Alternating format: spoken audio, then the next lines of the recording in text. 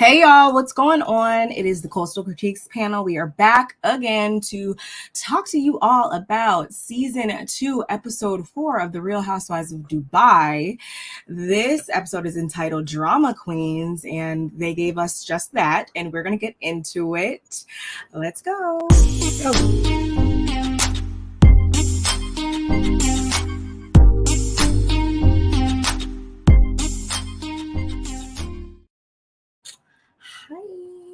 You're so cute.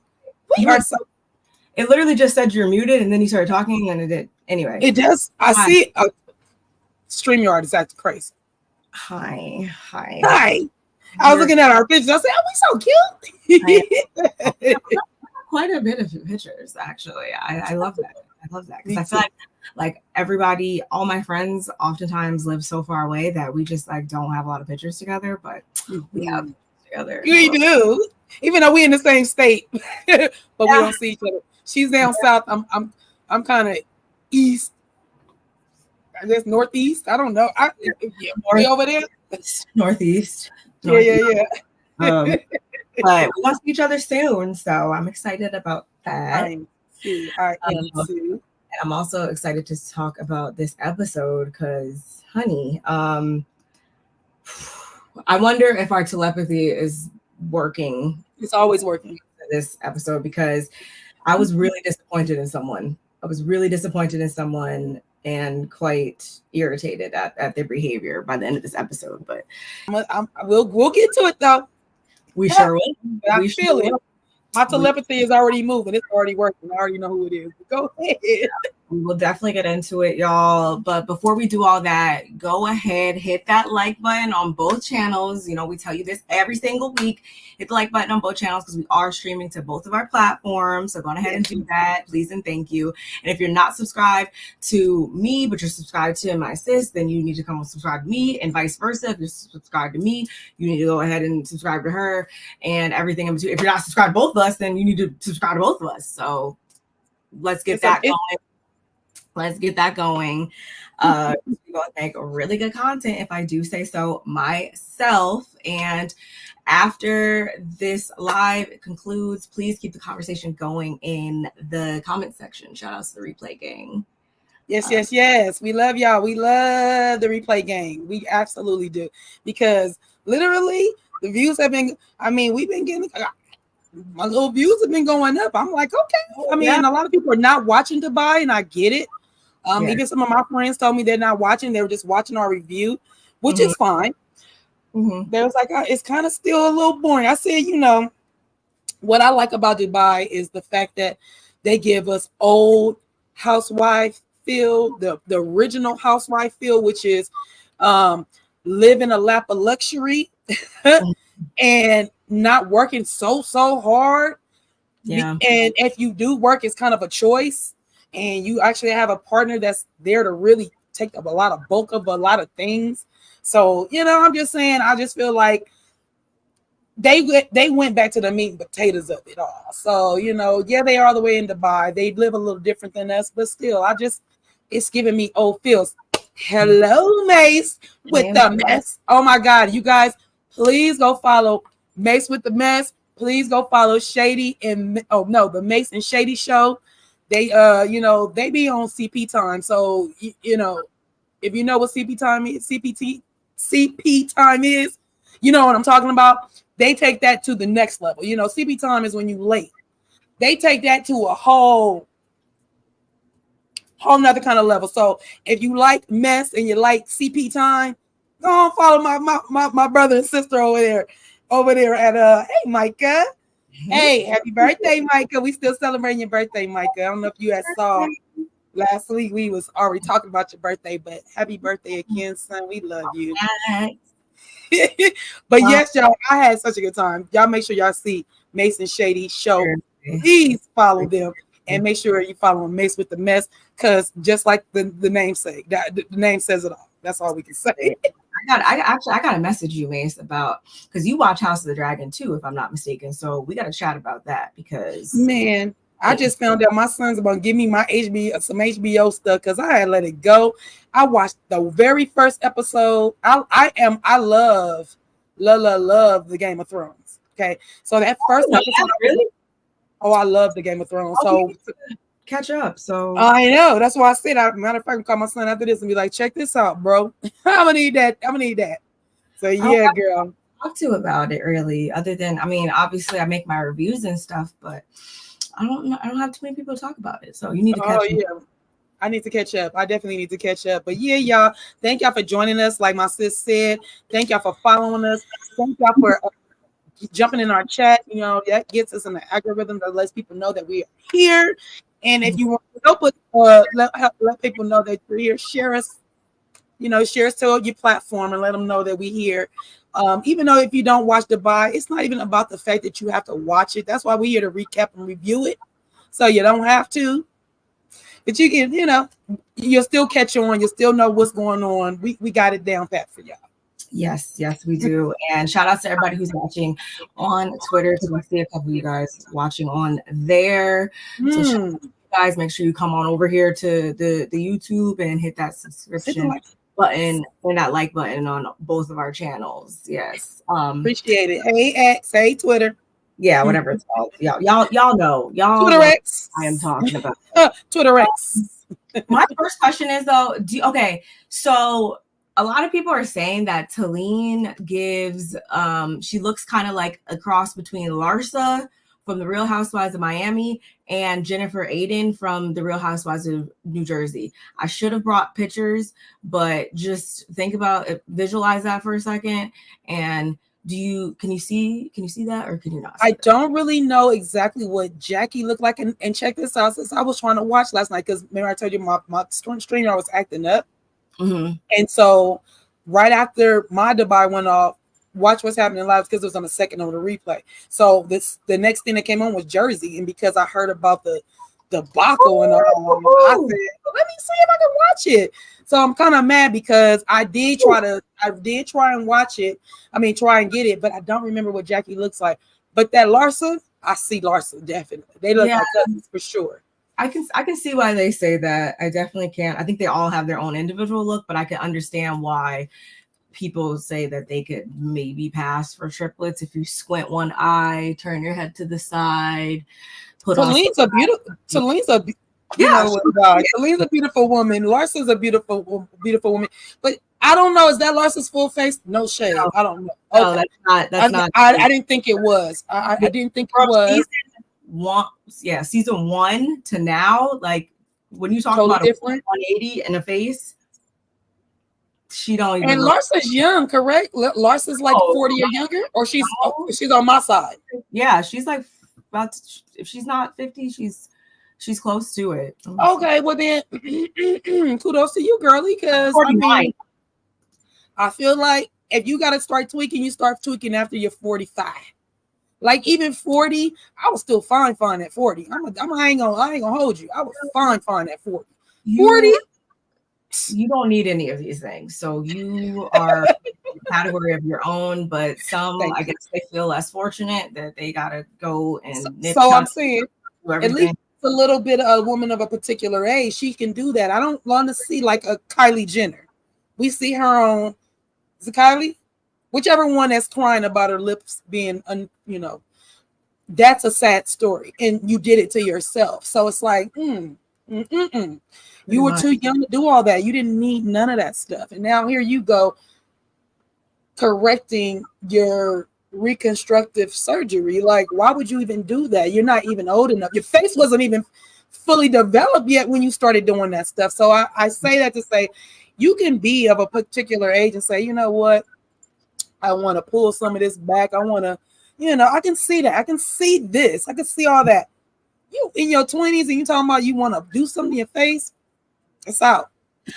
I'm down for, if you have the money and you like want to do it, like I am never knocking anybody, but at the same time, to your point, don't go and start doing all this stuff and be so quick to jump under the knife without really taking in all of the pros and cons. And unfortunately, Kylie is feeling the cons of it. I don't know what else to tell her. Like, let this be a lesson to y'all. Like, definitely do your research and really weigh the pros and cons before you make permanent or semi-permanent decisions because And you only get one body. one face, one body, one mind, one heart, one. There's a lot of ones, but here's the other thing: you don't want to be. I know we're drifting off. We're gonna get to Dubai, but this is the last thing. Really, last thing I want to say about this: you have to be careful because when you start having children, oh yeah, and your children don't start looking like you. Hi, Chloe. That's weird. And you end up saying, this might not be my baby. This might not be my baby's father's baby. Like you doing test after test because your old face is showing up on your baby's face, and you didn't change your face up. So now when you look at your baby's face and you see your old face on there, it's like, oh no, that's not the face I want to see. That's a problem. Little Kim, I feel like is the same in the same boat. I feel like Little Kim, no disrespect, I love Little Kim. Yeah. No disrespect, but she changed her face so much. I would love to see what her daughter looks like compared to her. She probably looks like her mom's old face, and Lil' Kim looks like a lion. And no disrespect, I'm just saying, Kim, you did a lot. You look like a Leo in the face. No, for real, for real. Hey, always that girl number one. Excuse me. Hey. Thank you for joining us today. I'm so happy to see you. And I saw you in my sis chat earlier today. I was happy to see you there. So we appreciate you always. And if you guys are not following Always That Girl number one, please do so at this time. You can touch her face right now and it'll pop her up. So yeah, do that. Okay. I think we got to take care of all the business and all of the I know why you laughing, Mace. You talking about I'm just saying. Chloe and Kim, y'all got to be careful. You're going to be looking directly back at the face you tried to change. A fact is a fact. It's just like her father. Oh, okay. Well, that's good. That's good. But you still always should see. I don't care if your baby look just like your father. You should still see a glimpse of your face in there somewhere. I don't care if it's your ear, your mouth, your nose, the cheekbone, the eye, the eyebrow. The forehead is small. Like my daughter Nani looks just like her dad. She got my little bitty forehead, and then she looks like me when I was like in the 8th grade. Like I see it. So yeah, I'm saying it's just take care of yourself, guys. Just take care of yourself. And you want your inside to match your outside. Yep, and drink your water. So yeah, y'all, we're gonna get into Dubai. This is season 2. Episode 4, and this is called Drama Queens. I should have wore a crown today. I should have put a crown today. I should have grabbed mine because. And you know what? I was thinking about it when I was taking a shower, and I was thinking about me and Princess and Mace and Shady and how Mace got Shady a crown. And I was like, it was kind of hot. We was kind of dope for that. Like we really was putting it in. So I really thought about a crown this morning and forgot that we could have. I love Mace said, I grew up around her baby father. He used to date my cousin. I love how he has the stories from then, like on the East Coast, and then you have like your stories from back in the day on the West Coast, and like y'all need to like just do like a story time. I do. I've been trying to figure out, sister. I've been trying to figure out. I don't want to come across like, when I say this, I don't mean I was. Everybody that I talked to or saw, I'm saying I don't want to come off as like a Corinne Steffan. And like I said, I wasn't everybody, but I was around a lot of people, and I have a lot of stories, and I do have some little sexual little innuendos with some people. And my husband knows, so don't be like, yeah, he knows. He knows people I've been around. He knows people I talk about. He knows. He don't like it, but he knows. It's life. Before it's time. Hey, Auntie Bernice. How are you? I was thinking about you. Listen to K. Michelle can't raise a man because Lil Buddy is emotionally immature to be in the relationship. Yes, Auntie, let's because it's she. Why do y'all remember or did y'all hear when Stanbury said, I got with him when he was 24? Girl, I was like, I want to break my TV screen. I literally want to break my TV screen when she said that. Yeah, because I got, he was 24. He was 24 when I got with him, and it's an instant stepfather. What? What made you? You can't be an instant stepfather to a 1-year-old. let alone some teenagers. Girl, let's get into it. Let's please, because I'm gonna get upset. It's me off. It's me off. So the episode, before we get there, the episode actually started with Talene. We got a bit more insight in as far as like the things she likes to do and like just more about her, which I did appreciate. Mm-hmm. So she's out there, she's setting up. Obviously, they're about to get some physical fitness going. So she's setting up, and she is receiving some help from her sister, Lauren Lowe. Oh, that was her sister? Thank you for telling me, because remember I told y'all, to be fair, I missed the first. I got to when they was running with the parachutes on the back of them. That's what I got to. So my sister's filling me in on what's going on, and I saw the sisters talking, and I thought they kind of look alike, but I was like, oh, her sister looks just like her. When she had the party at her house or whatever, I was like, they say they sound just alike. Yeah, me and my sister sound just alike too. Me and my sister Mallory, we sound just alike. We sound so much alike. Our cadence in our talk is the same. So it's definitely giving that same thing. They look alike, sound alike, and she had glasses on though, so that's why. And I didn't even recognize her at first, but then I put two and two together, and I had to rewind. And I was like, no, that definitely has to be her sister, because who else would it be? But they're setting up, and she lets us know that when she moved to Dubai 9 years ago, she really kind of threw herself into working out, because that's really all she had. Rafi was working a lot, and she really didn't, have a lot of stuff going on. So why not go get fit? I think that's a great idea. So with that, she actually decided to take it a step further, and she started to put on these like boot camps and these like workout sessions and stuff for the ladies in the community or whatever, because since Dubai is such a Muslim based focused country, a lot of the women don't even like to go to the gyms that men are at as well. And I actually have a story time about somebody weird I had a run-in with at the gym, and that's what this moment actually made me think. Not saying that that's what's going on, but I could understand where they're coming from. And she also was saying how like they don't even feel that comfortable working on their bodies, because it's like, okay, what am I trying to look good for? Am I trying to look good to be sexy? Because that's not even what we should be trying to do. I'm like, wow, I didn't even think about it that way. Like, wow. So she has created a safe space for them all to, work out in, and she got a pretty good turnout from what I see.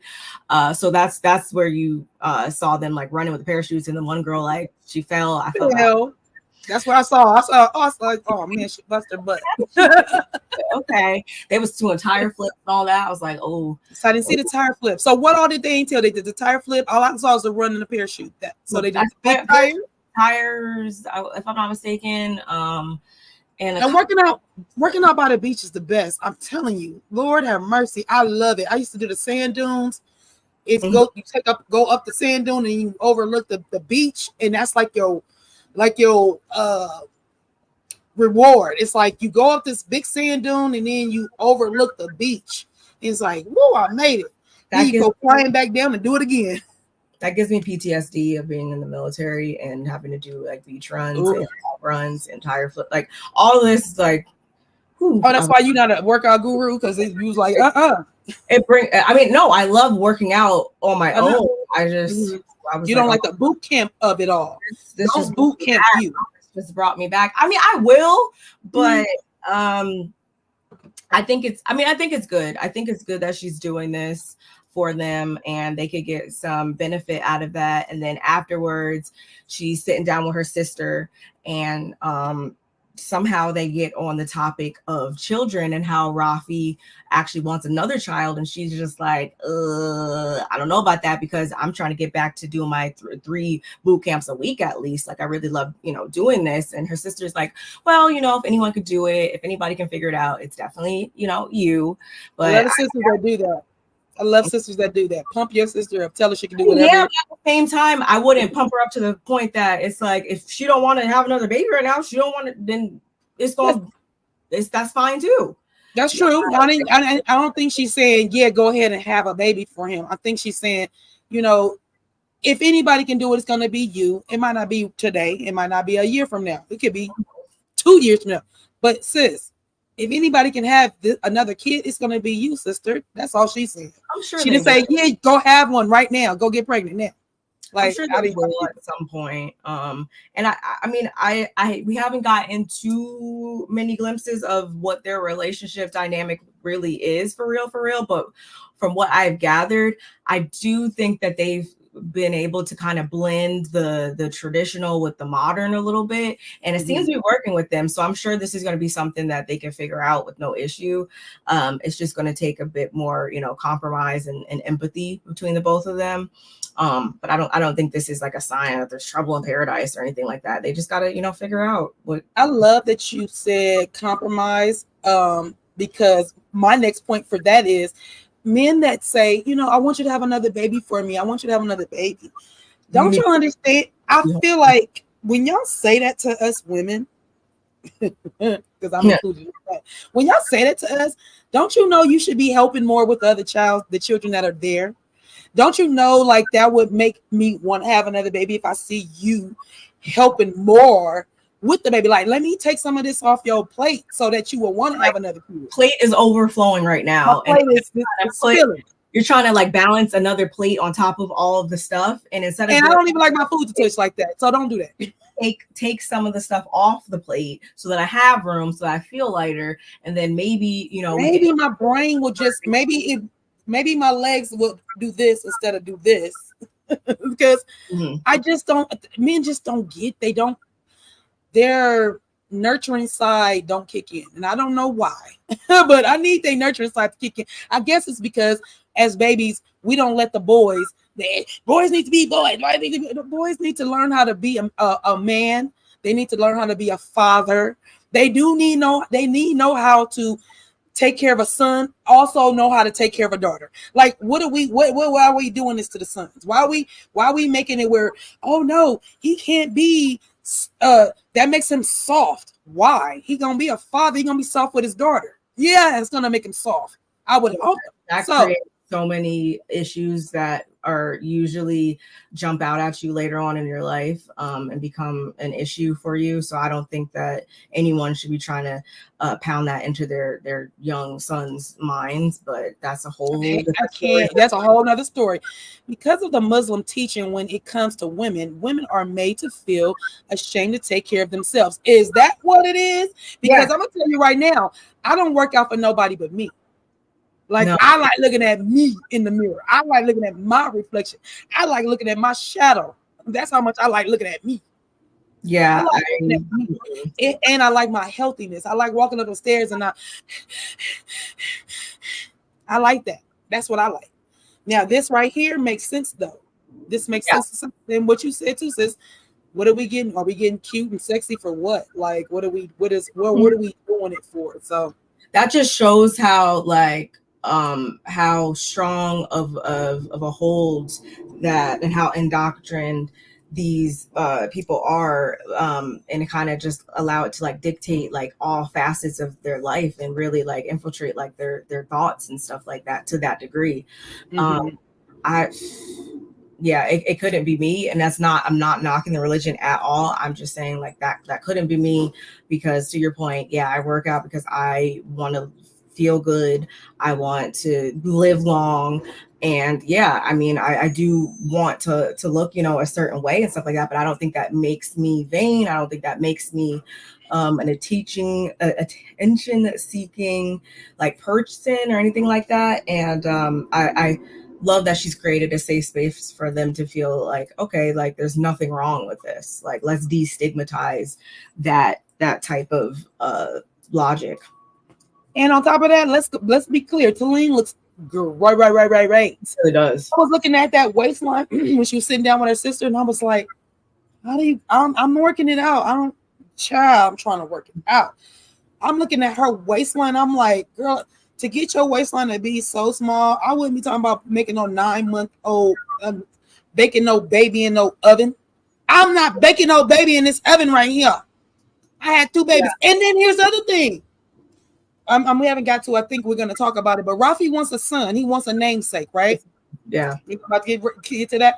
Rafi wants a namesake. He wants a son. And so in my notes, I put, but what if you don't have a son? You gonna keep having kids? What are we doing? I mean, technically speaking, he has enough money to where they can ensure they can that. make it because they can. And I do like that he also is not somebody who clearly has an issue with her having assistants and stuff, which we obviously get into later on in the episode and stuff. So at least he's not expecting her to really do everything.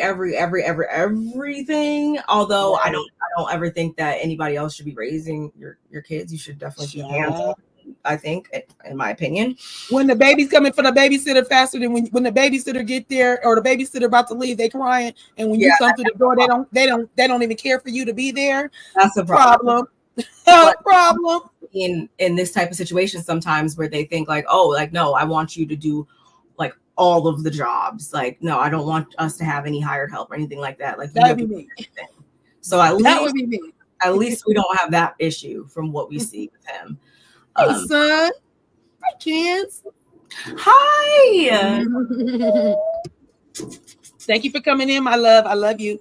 Celine is my favorite. So, right? And I love that she thinks for herself. Come on, auntie, because that's what we were talking about. Did we not say she's one of, when people come in, you be like, oh no, but her, like, we took to her really quickly. Like, I was surprised. I honestly, I wasn't sure, and maybe that was my own biases. Which it is. This one right here is hard to crack. It's a hard nut to crack. This morning, actually, funny enough, in my Jersey review, apparently I'm biased. Anyway, that's that Gemini. She can't help it. I'm like, no, I just call a spade. And what Talene gave us was somebody that, yes, has her own mind and isn't quick to just go along with the bandwagon and say like, oh, well, this person doesn't like this person, so I'm not gonna like them, or this person made this face, so that automatically means this or whatever. Like she really sat back and isn't as reactive as a lot of the other housewives and stuff. And I do appreciate a person who isn't so quick to react, but is quicker to like sit back and really think about, okay, what does this mean? What does this person really stand for? Really kind of apply some logic reason. Lose that, because once she loses that, she's gonna lose me. So hopefully she doesn't lose it. Right. Yeah, I agree. Talene brings a good breath of fresh air to it. Thanks, Bernice. I'm going to go watch not the episode that came. I'm going to go watch the last 2 episodes. I'm going to watch the last 2 episodes because and it's so funny because sister, they were taking up a lot of my DVR thing. You know me, I'm just kind of too busy. I was like, But as soon as that thing cracked off, I was like, oh shit. I said, dang. And they not having no reunion either. Y'all not having they're not getting no reunion? No. There's a lot going on over there right now. Child, that's a mess. But there's a lot going on. I can't wait to get into it. I mean, I'm watching reviews. I was in there today. I was like, okay, yep, okay. But I do like Talene. I really do, and I do like the fact, just like she stands on her own 2 feet. Like even when it came to Stanbury, she didn't let Brooks just be like, well, she said you popped it wide open for everybody, and I didn't like it. It's like. Talene's like, okay, were you joking? Are you joking? Okay, all right, we done. Brooks is still holding on to it. He actually spoke about that on the Watch What Happens Live, because Watch What Happens Live, Talene, she said, she was like, after learning more about Stanbury and learning like who she is as a person and her humor and all of that, it made sense. And I really do think that she said that just like being funny and stuff, and it wasn't any malice behind it. But she had to take time to really sit back, learn about this new person. So again, I agree. I'm learning Stanbury. I'm also learning Stanbury. Like, because her humor is dry, just dry humor. I love. I know you do. I know you do, sister. And I'm learning. I mean, not that I'm learning to get into it. I was standoffish because I was like, what is wrong with this lady? What is wrong with her? Yeah. But how she is. And when she tells you she's joking, she really means she's joking. And if she tell you, no, girl, I'm being serious, I'm being serious. She's that type of person, and I like that.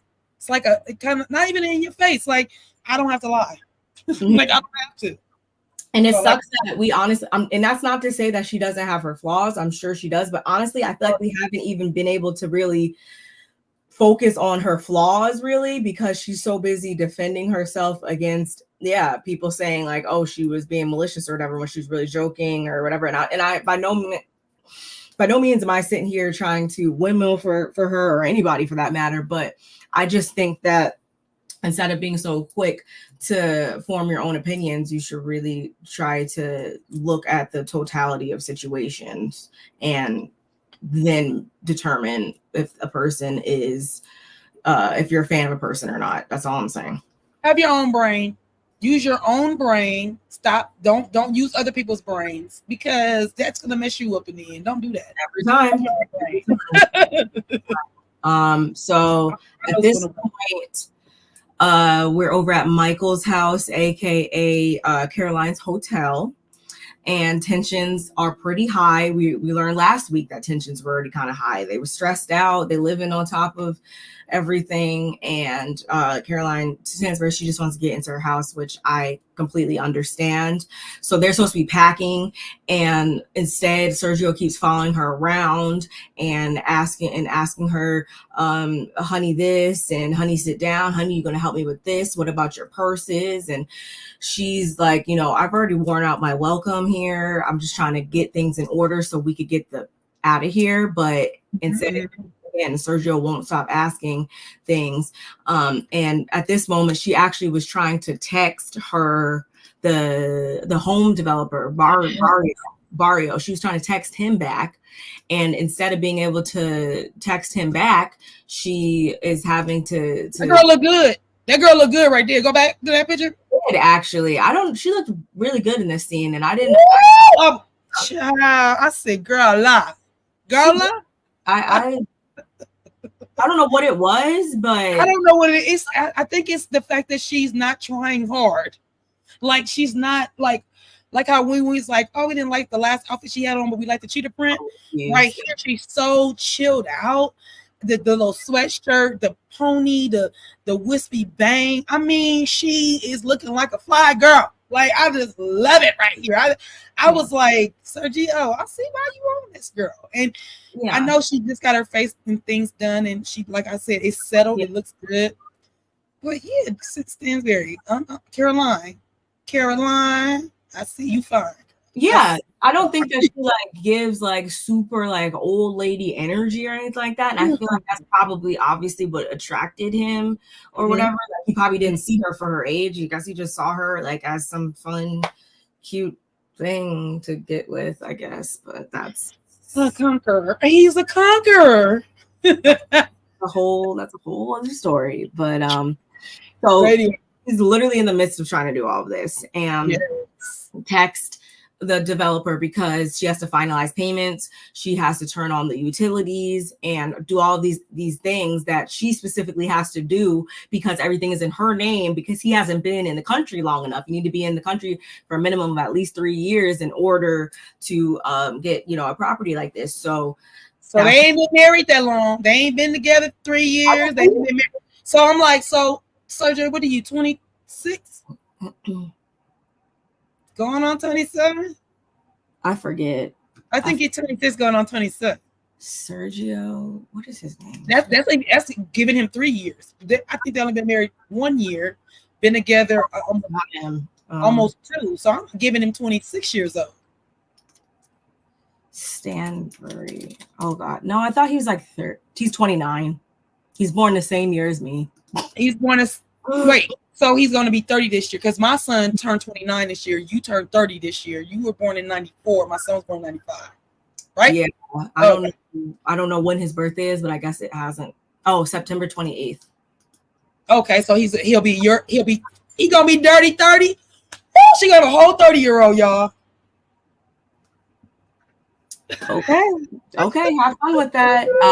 Have fun with that. So she's trying to do all of this and make sure everything's copacetic and everything. And again, he's following her around, and they wind up getting into it because at some point Michael comes in and he's like, "Why is there all this yelling? Like, what's going on?" And she's like, "I'm trying to get everything going so we can move in and everything." And he's like, "Oh, you need to do the D-wood or do this, or whatever," because he obviously owns a home, so he knows how this goes or whatever. And he's and she is engaging him a bit more than she would Sergio because he actually knows what he's talking about, obviously. And instead of being receptive to that, Sergio barges in, and that's where this photo is from.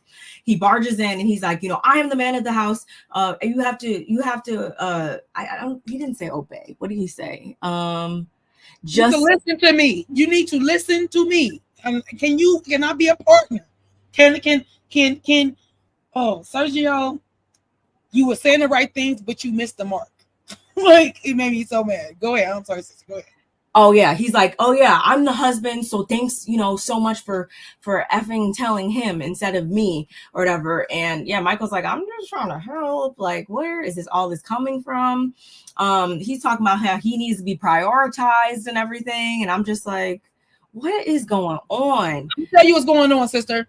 He is sexually frustrated. Remember, they have not been able to do nothing in that house, and if Stanbury uses that against Sergio, which I think she did, I really do. I think she was like, "No, we can't do nothing," because Michael said, "You being a woman of a particular age, you should have been a person every corner of that house." Every time Michael left, I'd have been all on my husband. I'd have been, child, I would have been a plumber.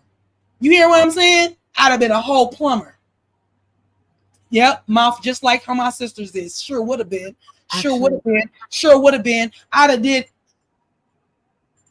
I'm gonna tell you like this: that man is sexually frustrated, and he's. But the problem is he's not listening to his wife. His wife told him to just effing handle it. First of all, she said, "I'm on the phone handling." I'm talking to whatever the name of the company or the person she's talking to, whoever she talks, she says that name. Then she says, "Yeah, because I got to get these utilities on, or we won't get the keys." She says, "We won't get the keys if the utilities ain't on." I would have been like, "Okay, that's fine," because I was not listening. I'd rather in the house with utilities.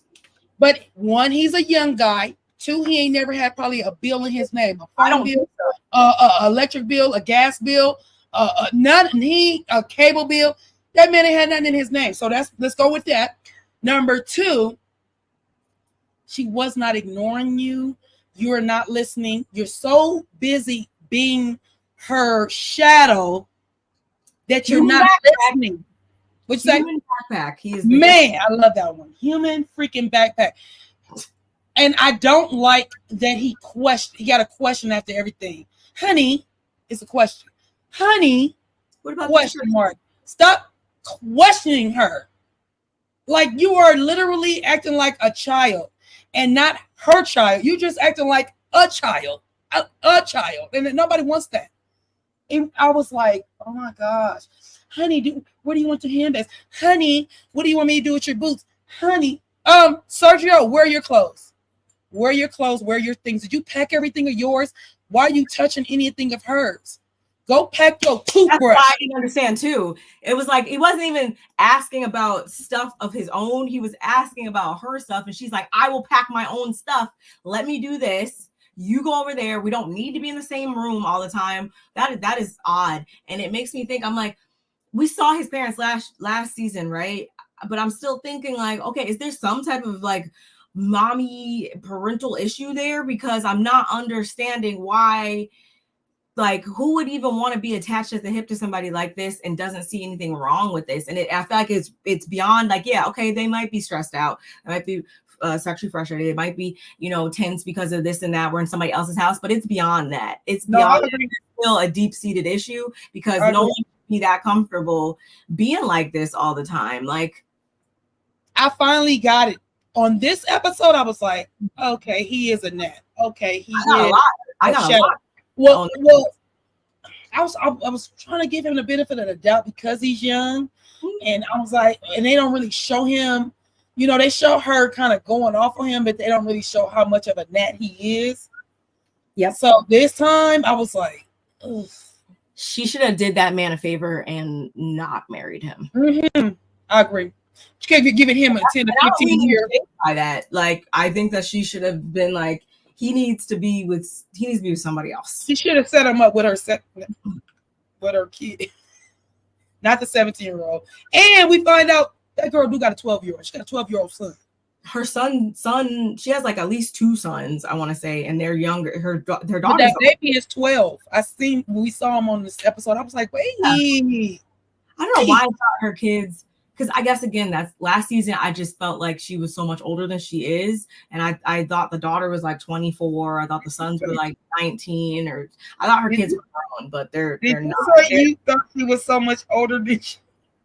I did not even based on her looks or anything like that. I don't know. I just thought she was older and had older kids for some reason. I don't know. You gotta put it like me, because I'm older with older kids. But I don't look older with older kids. Yeah. It's the difference. I thought they were in their 20s, but they are definitely not. They are definitely not. Little buddy turns 30 and hasn't accomplished anything on his own set. He was a soccer player though, right? But I thought he was good. And technically, I actually no, he couldn't have been that good because he ain't that old. So that means he should probably be playing still. Should have been playing. Look at David Beckham. Like you could play like long. He still has some years to be playing if he was that good, is what I'm saying. So that's right. Maybe he hasn't really done too much. I don't know. Because, I mean, we know, obviously, she comes from money. And then she also was married to someone who had money. So I don't know what all happened in that divorce and stuff. But I just think that they're just in 2 completely different points in their life in all different arenas, like on the area of kids, as it pertains to just daily tasks. Like I can only think they probably have the same issue as far as finances. So I just don't think that and I don't want to get ahead of myself here because we're going to go into that later on in this episode. But I know what you're going to say, but I know it's like it's not going anywhere. Like let's be real. Like you notice when the hypnotist came, he stood in he only heard the treats him like she's his mother, right? Mad because her mother never listened to her and valued her feelings. I'm so mad because I deleted that picture. Yes, with him standing at that top of the steps. Yeah, you did. We had that picture last week. Oh yeah, I was going to the bathroom. Like, no, you weren't. No, you weren't. You wanted to know what they was talking about. You had issues with it. And once again, he needed to be doing a therapy session right as soon as she walked out of there. There's no reason why they shouldn't. They both need dual therapy. They need couples therapy, and then they also need individual therapy. True indeed.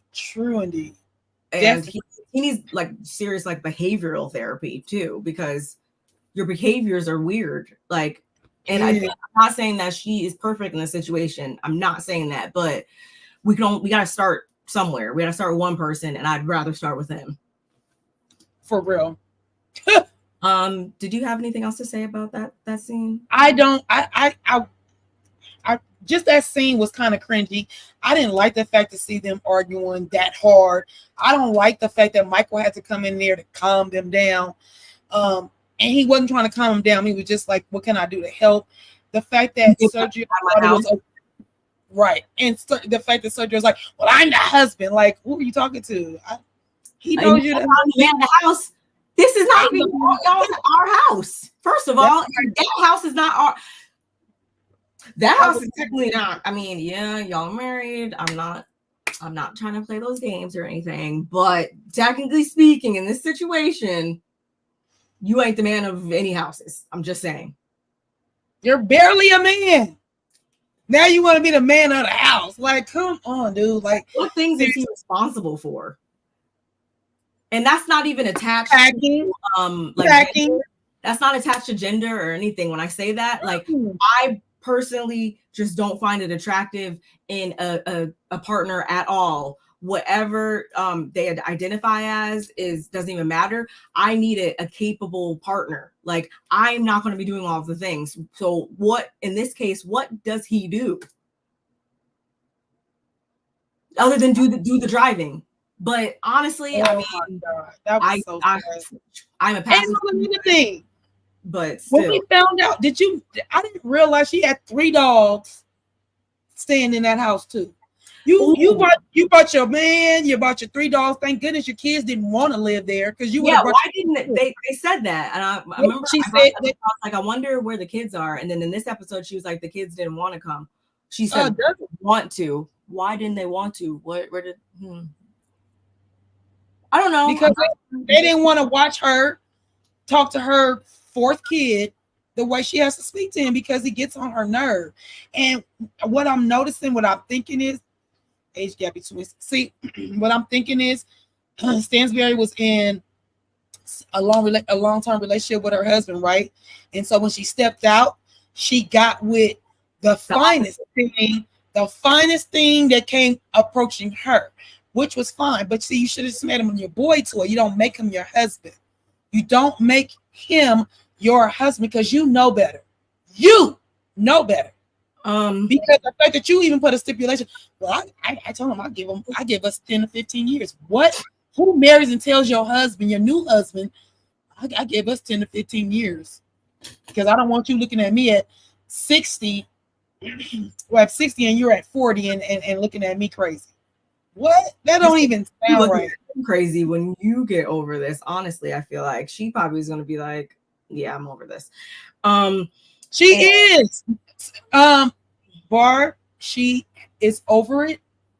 The boy toy, the thing that she was doing, that ship is fast.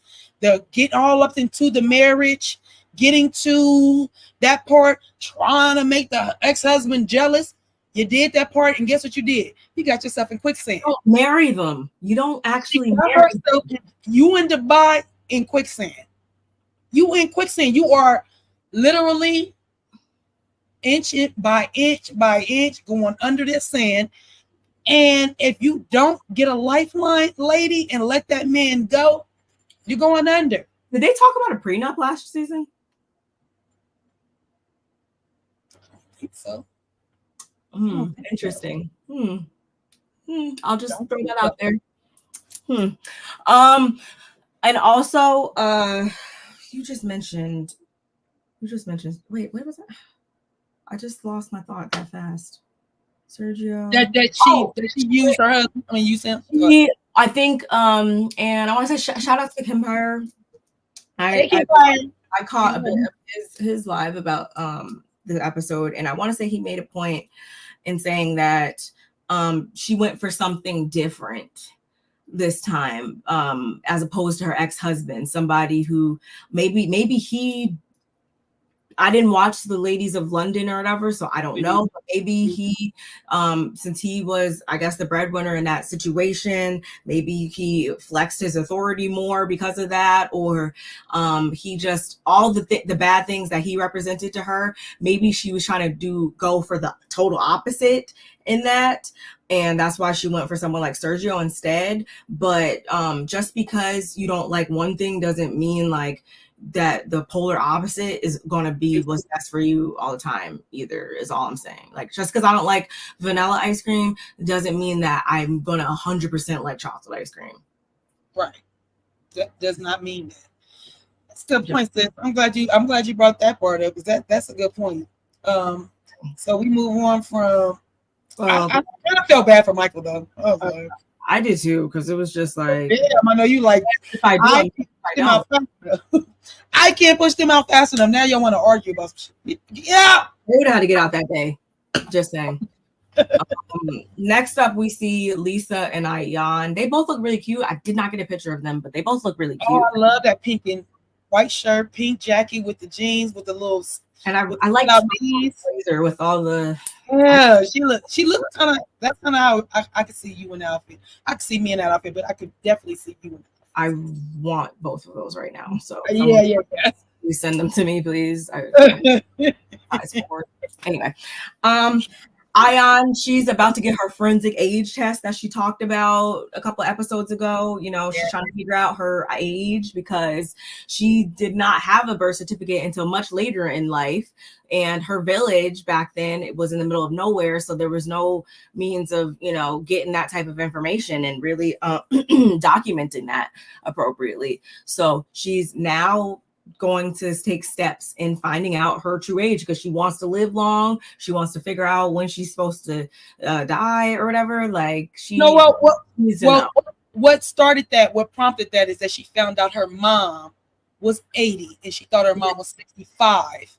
And with that, what a 15 years, whatever the age, that's very significant. If I think my mom is in her 60s and she's in her 80s, that's a significant age difference, which means she thinks that she needs to, she's not older. She don't think that she's the age she thinks she is. I could put you in a whole different age group, like for real. Whole different generation. She might have thought she was in her 30s and it might be in her 40s. I don't think she's also old. Like just making like from a health standpoint too. Like I want to say like obviously you're supposed to get different checks and different types of screening and different types of treatment and stuff at different ages. So you need to be on par with that and stuff, like, you know, like mammograms and different colonoscopies. That's hard to say, but you know, all of that stuff that those do determine. Those are age appropriate things to do when you turn of a particular age, and her not knowing that, that's a problem. But what she say? Well, what if I'm not in the body? No, she was like, in the body I feel 60, but in the face I was in my mind I feel 30. I was like, but she said, but if I'm like around 60, no, she said if I'm around 50, I'm like I only got so much life to live. I'm like, girl, you didn't change the whole dynamic of why we're trying to find out your age, girl. But okay, I'm never against people educating themselves, especially about themselves. So go ahead and do that. So they go in first, and Lisa's like, I'll stay out here. So Ayan goes ahead and she goes into the room, and Lisa is in the lobby still or whatever in the waiting room, and Stanbury comes in, and they also talk about this whole age thing and how like, oh my God, what if she's older than Stanbury? And Stanbury's like, well, I mean, I don't think that's the case because I don't know if she didn't want to say it, but Lisa finished the sentence when she was like, yeah, black don't crack, right? No, Lisa said she doesn't have any wrinkles in her face.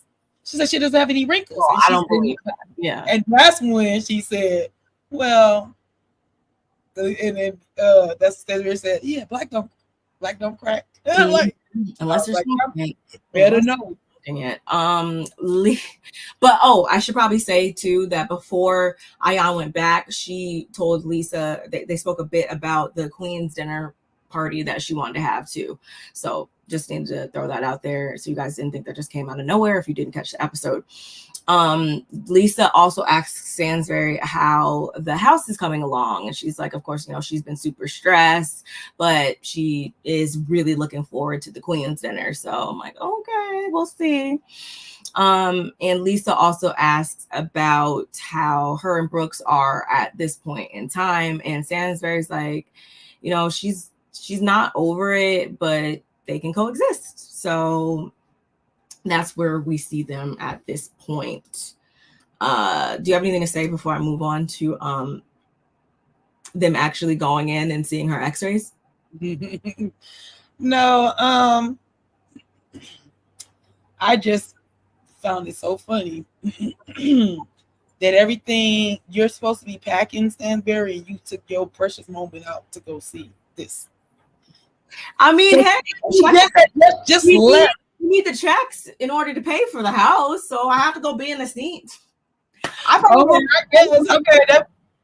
have been like, I have no issues. I'm gonna drive myself. Like, you stay here and figure out. I'm not even going Uber. Y'all don't have to send a car for him. Like, I could not micromanage my spouse like that. I do not have time or the will to want to do that. Especially at the brazen. What did she have? 3 or 4 kids? At least 3, I want to say. You are not raising no man after raising kids. You're just not. You're just not. And if you are, your hidden agenda, like I told you, you in quicksand, girl.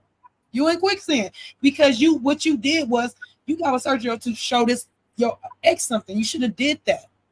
That ain't how you get past the. Don't show out your ex man for your new man. Don't do that. Just have fun with him and move on. Facts. Yeah, cute kid. And that's the only reason. What you should have left it at, though. Who says we need to, on paper, merge our lives? Last me. Like, there's no need to do that. Like literally, you are old enough to know. I'm sorry, sister, keep cutting you off, but she's old enough to know. I don't know what I like you at that point. I like you a lot. We have fun, but I can't marry you. I can't be with you. First of all, I got 3 children. I'm in my 40s. Make that make sense. Shout out to Mims. Come on now, that don't even make sense at all. I don't know if I brought this up, but I also appreciate how Auntie Renee said the communication skills are lacking with both of them. And a lot of that can be attributed to that and the fact that there is a language barrier between them. But again, taking all of these reasons and explanations off the table, there is still an issue here. Like, for real, there's still a huge issue here.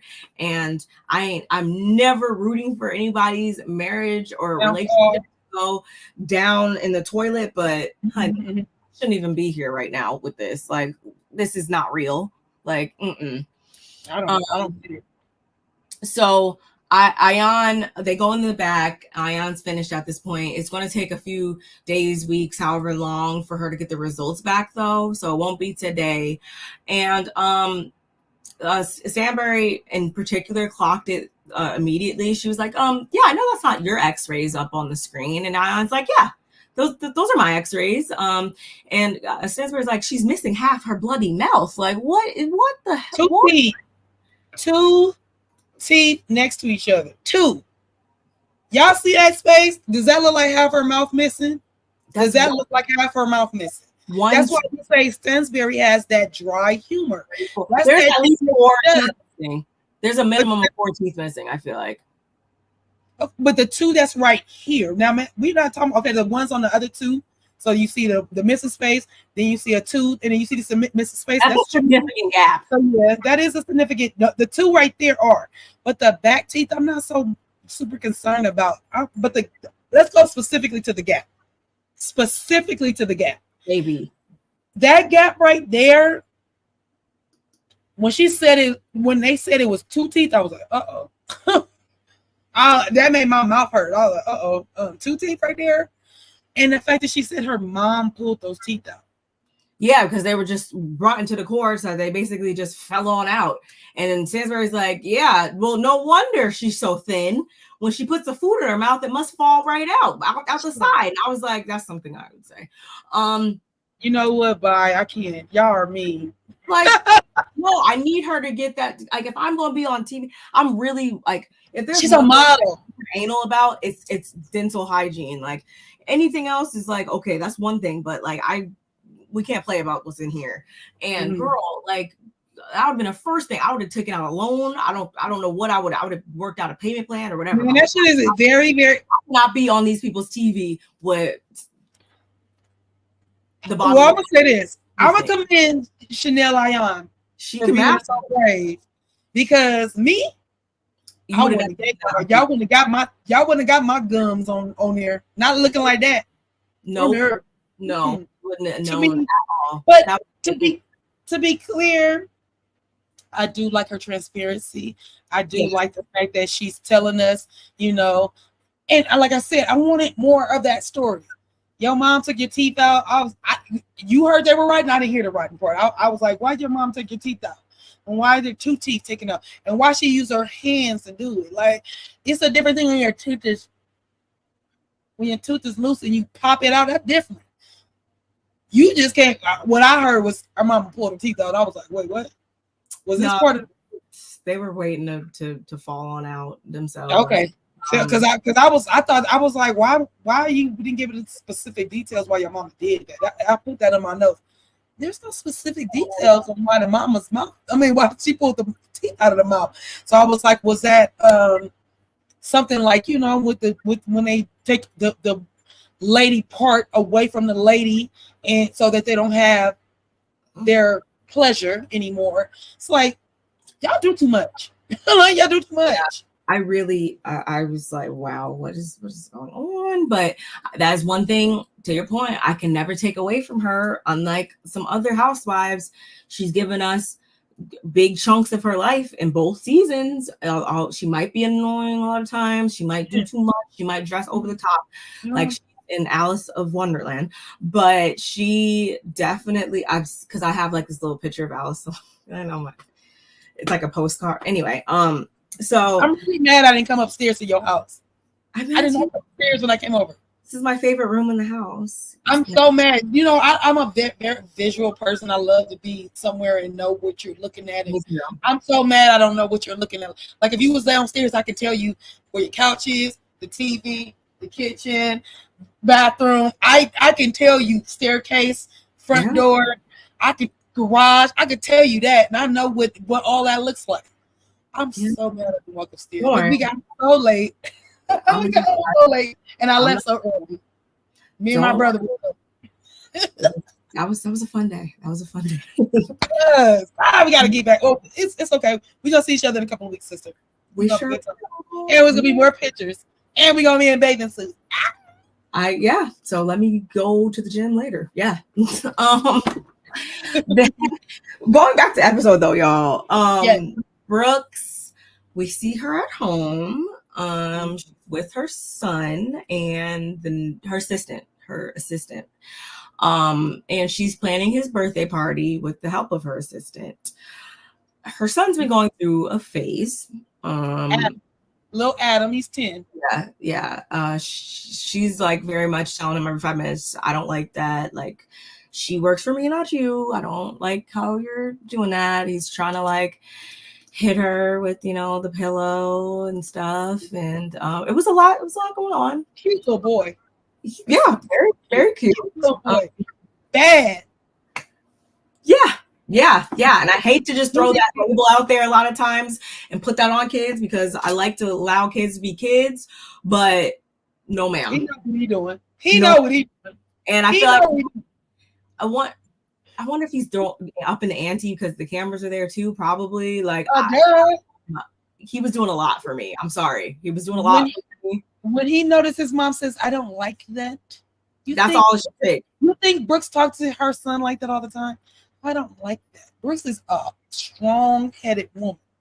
She might not talk to him like, Adam, cut it out. Like, she might not get that straight and get on him like that.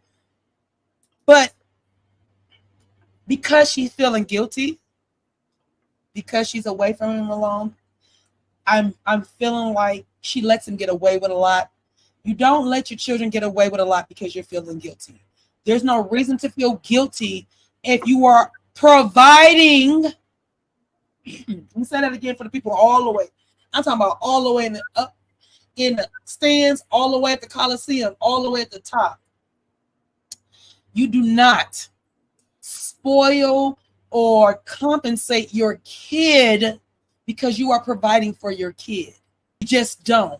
Do you know what kind of hours I worked at the salon? Now I'm a mobile stylist for a reason. But when I worked at the salon, I would go in there early in the morning. I wouldn't get out there until 2 in the morning, 3 in the morning, 1 in the morning.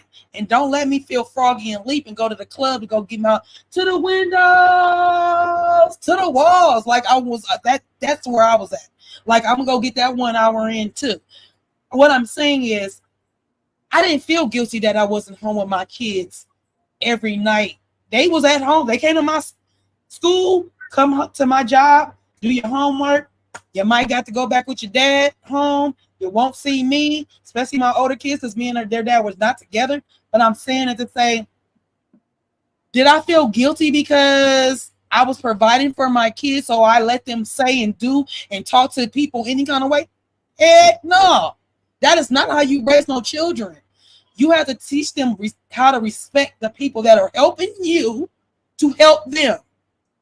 Babysitter, driver, PA, whomever. He was very disrespectful, throwing that pillow at. She was like, "You better not throw the pillow at her," and he hits his. Talking about calling them liars. You're lying, or I told you to send. Why didn't you send? He was doing a lot. He was doing a lot. I'm sorry. He was. Shout out to my mama. You better not ever call. Don't say you lying to my mama, because you say you lying to my mother. Guess what she gonna say? So you're calling me a liar? I would have been across the room. Like, girl, my mom. No, my mom is. I'm the type. I'm like my mom. I'm gonna break it down. Don't call me a lie, or say I'm lying, because that's making me a liar. And you calling me a liar is out of line, disrespectful. So let me bring it all the way back. And if you think you're about to interrupt me talking, you might get popped. Don't talk when I'm talking, when I'm trying to tell you something. Don't interrupt. I'm gonna give you your chance to talk. So I'm that mother that I'm gonna break you. I'm gonna tell you why you in trouble. I'm gonna tell you the reason and how you could have did it differently. That's the mama I am. I don't like the way that little boy was treating his mama, knowing that the cameras was on her, knowing that she's gonna do what she did, which is, I don't like that. I don't like that. With her eyebrow this high up, because her face was pulled so far. Oh, yeah, my mom says we're gonna be best friends. At some point, I do think that they will be like friends again, or not friends, because first of all, that's did I just say that? I don't ever think that that's a cool thing to be like trying to be friends with your children, and maybe that's a product of what we're seeing as well. Maybe she's obviously, like you said, taking a softer approach lately because she feels that guilt and stuff, but that doesn't mean that you excuse but not. You got to teach in the moment. You have to manage and teach in the moment. I would explain that to him. And how Sara, I'm not comparing people's parenting styles or whatever, because everybody parents how they want to parent. And I'm not saying that Sara is like the best mom in the world. I don't know, but from what we've seen, they have conversations. Maybe she need to have more conversations with him and explain. And I don't know, because that's what I'm telling you. And I was like, to Auntie Bernice's point, my grandbaby's here, Auntie Bernice, and her front tooth was and my grandbaby's on the spectrum, so it's a little different with her. And so we she was playing with her tooth. The other tooth was already there. It just, and the tooth is sitting on that one piece of meat that you just cannot. You can yank. I even tried to pull it without, and it started bleeding. I was like, dang. But to your point, baby teeth are baby teeth. And I get that. I just wanted her to be like that. I wanted her to tell me. If Barb heard her say her teeth was rotten, I didn't hear that. Because they get that this baby has been tortured enough. My brain just automatically said, "Oh, they just took her tooth out." It wasn't nothing tooth in my brain. That makes sense. I mean, based on what we learned last season, that's a different. They have different practices in culture than anything I can say I'm familiar with. So I mean, I could see why you maybe have thought that, but yeah, she said her mom did, and yeah, she can get a partial fill in or whatever. But then she went on and said, she's like, yeah, I never really thought about it. I'm like, you're a whole month old. Let one, and I don't know why, but for some weird reason I don't think about this like every day or nothing like that, but I have thought for whatever reason here and there over the years, like, oh my god, like what if one of my teeth just like fell out? Like I would be at the dentist in the hour. I would be like, you gotta figure, can you squeeze me in? I don't care. We figure something out, and don't let it be on the front. I would have a mess out. Dude, when I'm knock on wood, I don't want that to happen to me either. But literally, just a sidebar. Dr. Heavenly talked about this. That stuff is expensive, and my dad. Hey, shout out to Papa Cutie. My dad had to get some work done, and he's like, I had to take a loan. I'm like, expensive as wait, what, Daddy? He's like, I had to go get a loan. My teeth big. I said, Daddy, no. My dad is in his 70s, but check this out. Rudy said, Papa Cutie said, I ain't about to be up out this piece without my tooth right. Crazy. No. My Papa Cutie said, I'm going to go get my tooth fixed, and it's going to take a loan, and that's what I did. And I'm going to pay a couple of $100 or whatever the case may be a month for this big bill that it is. But I'm with you. If you you need to make sure your teeth are right. And if you have to take out a loan or whatever you need to do, because that could be a plethora of problems. It could be, and especially you being the age you are, Barb, I know for a fact, like in my 30s, bro, don't play with me and my teeth. Don't play with me and my teeth at no 30. In my 20s, my 30s, don't play with me and my teeth. I don't, yeah, no. But as you get, like, when we find out how old Ayan is, and that the fact that it ain't showed and it doesn't bother her, and Lisa even said, I ain't even noticed. I think that's where her brain is. She's like, I don't notice it. Even when she smiled, even though Stanbury said, when she smiled crooked, she trying to hold them teeth. She said, I can't even do it. I said, Stanbury, I need you to stop being serious and still being a joke all at the same time. Like, it's the craziest thing. It was funny. It was funny. But again, shout outs to her transparency. I'm sure this is not the last time we'll talk about this or hear about this, or who knows, maybe we'll get a crossover and we'll see Ayan down there at Heavenly's office. Come on. Fixed. Who knows? That would be nice. I like that. I like that. That's into the universe. It's probably gonna happen. Probably. Then we going back to Brooks and her son. She's trying to plan this grand old birthday party apparently for him. Her mom is going to actually fly in from Boston. Her and her mom are close. Did we see her mom last season? I don't think we did. But she also, before she gets on FaceTime with her mom, she details how she is the primary provider for her son, which I kind of deduced. But this is the result of her, when she left her ex-husband, she was entitled to nothing, no spousal support. She wasn't not entitled to nothing. She left. She left with, I should say. She left with, and because of that agreement or whatever, she was able to then have full custody of her son. Like, she left with a baby bag, and that was it, pretty much. Which she's hit on that a little bit before, so this is nothing new. And again, like I said, her mom's flying in from Boston, so they get on FaceTime, and she does give her daughter some support and some encouragement. Again, she's like, you guys will be thick as thieves pretty soon again. Like, this is just a phase. Okay. It is. Okay. It is a phase. 10-year-olds, they're weird, and he's about to be 11, which makes him what they call a tween, which is a teen, and they are weird at that age. They definitely are a little weird. We all are. I was weird at 10. All my kids were weird at 10. My sisters were weird at 10. It's like you're at a double digit, and then he's going into the 11, which means he thinks his stuff don't stink, and it does, to high heaven. And so, he's trying to find himself, and we can see that. And that's fine. And it will change up. It does. Her mom is right. It will switch up. She will become his best friend. He will, and I want to touch on that too. But he will come back to being, because she want to cuddle with him and love on him, and he's like, no, mom, no, and he will get back to that. It will happen. And as far as parents being their children's friend, I am my child's friend. They are not my friend. There's a difference. My kids, they consider me their friend, their first love. I am that for them. But are my children my friends? No, they are not my friends. Don't are my kids. I'm gonna be your first friend. I'm gonna be the one. Look for them to be a friendship in my life. My children looking for me to be their friend is okay, and that's okay. It's the other way around. It's when you try to be the parent and turn around and, no, that's my friend. No, that's not your friend. That's your kid. Now, if they're looking for you for friendship, it's different because they're learning to make friends. They're learning to adapt to learning to who they should trust, how they should be. Those things are different. But me saying that it's one thing if my daughter says to me, Mom, you're my best friend.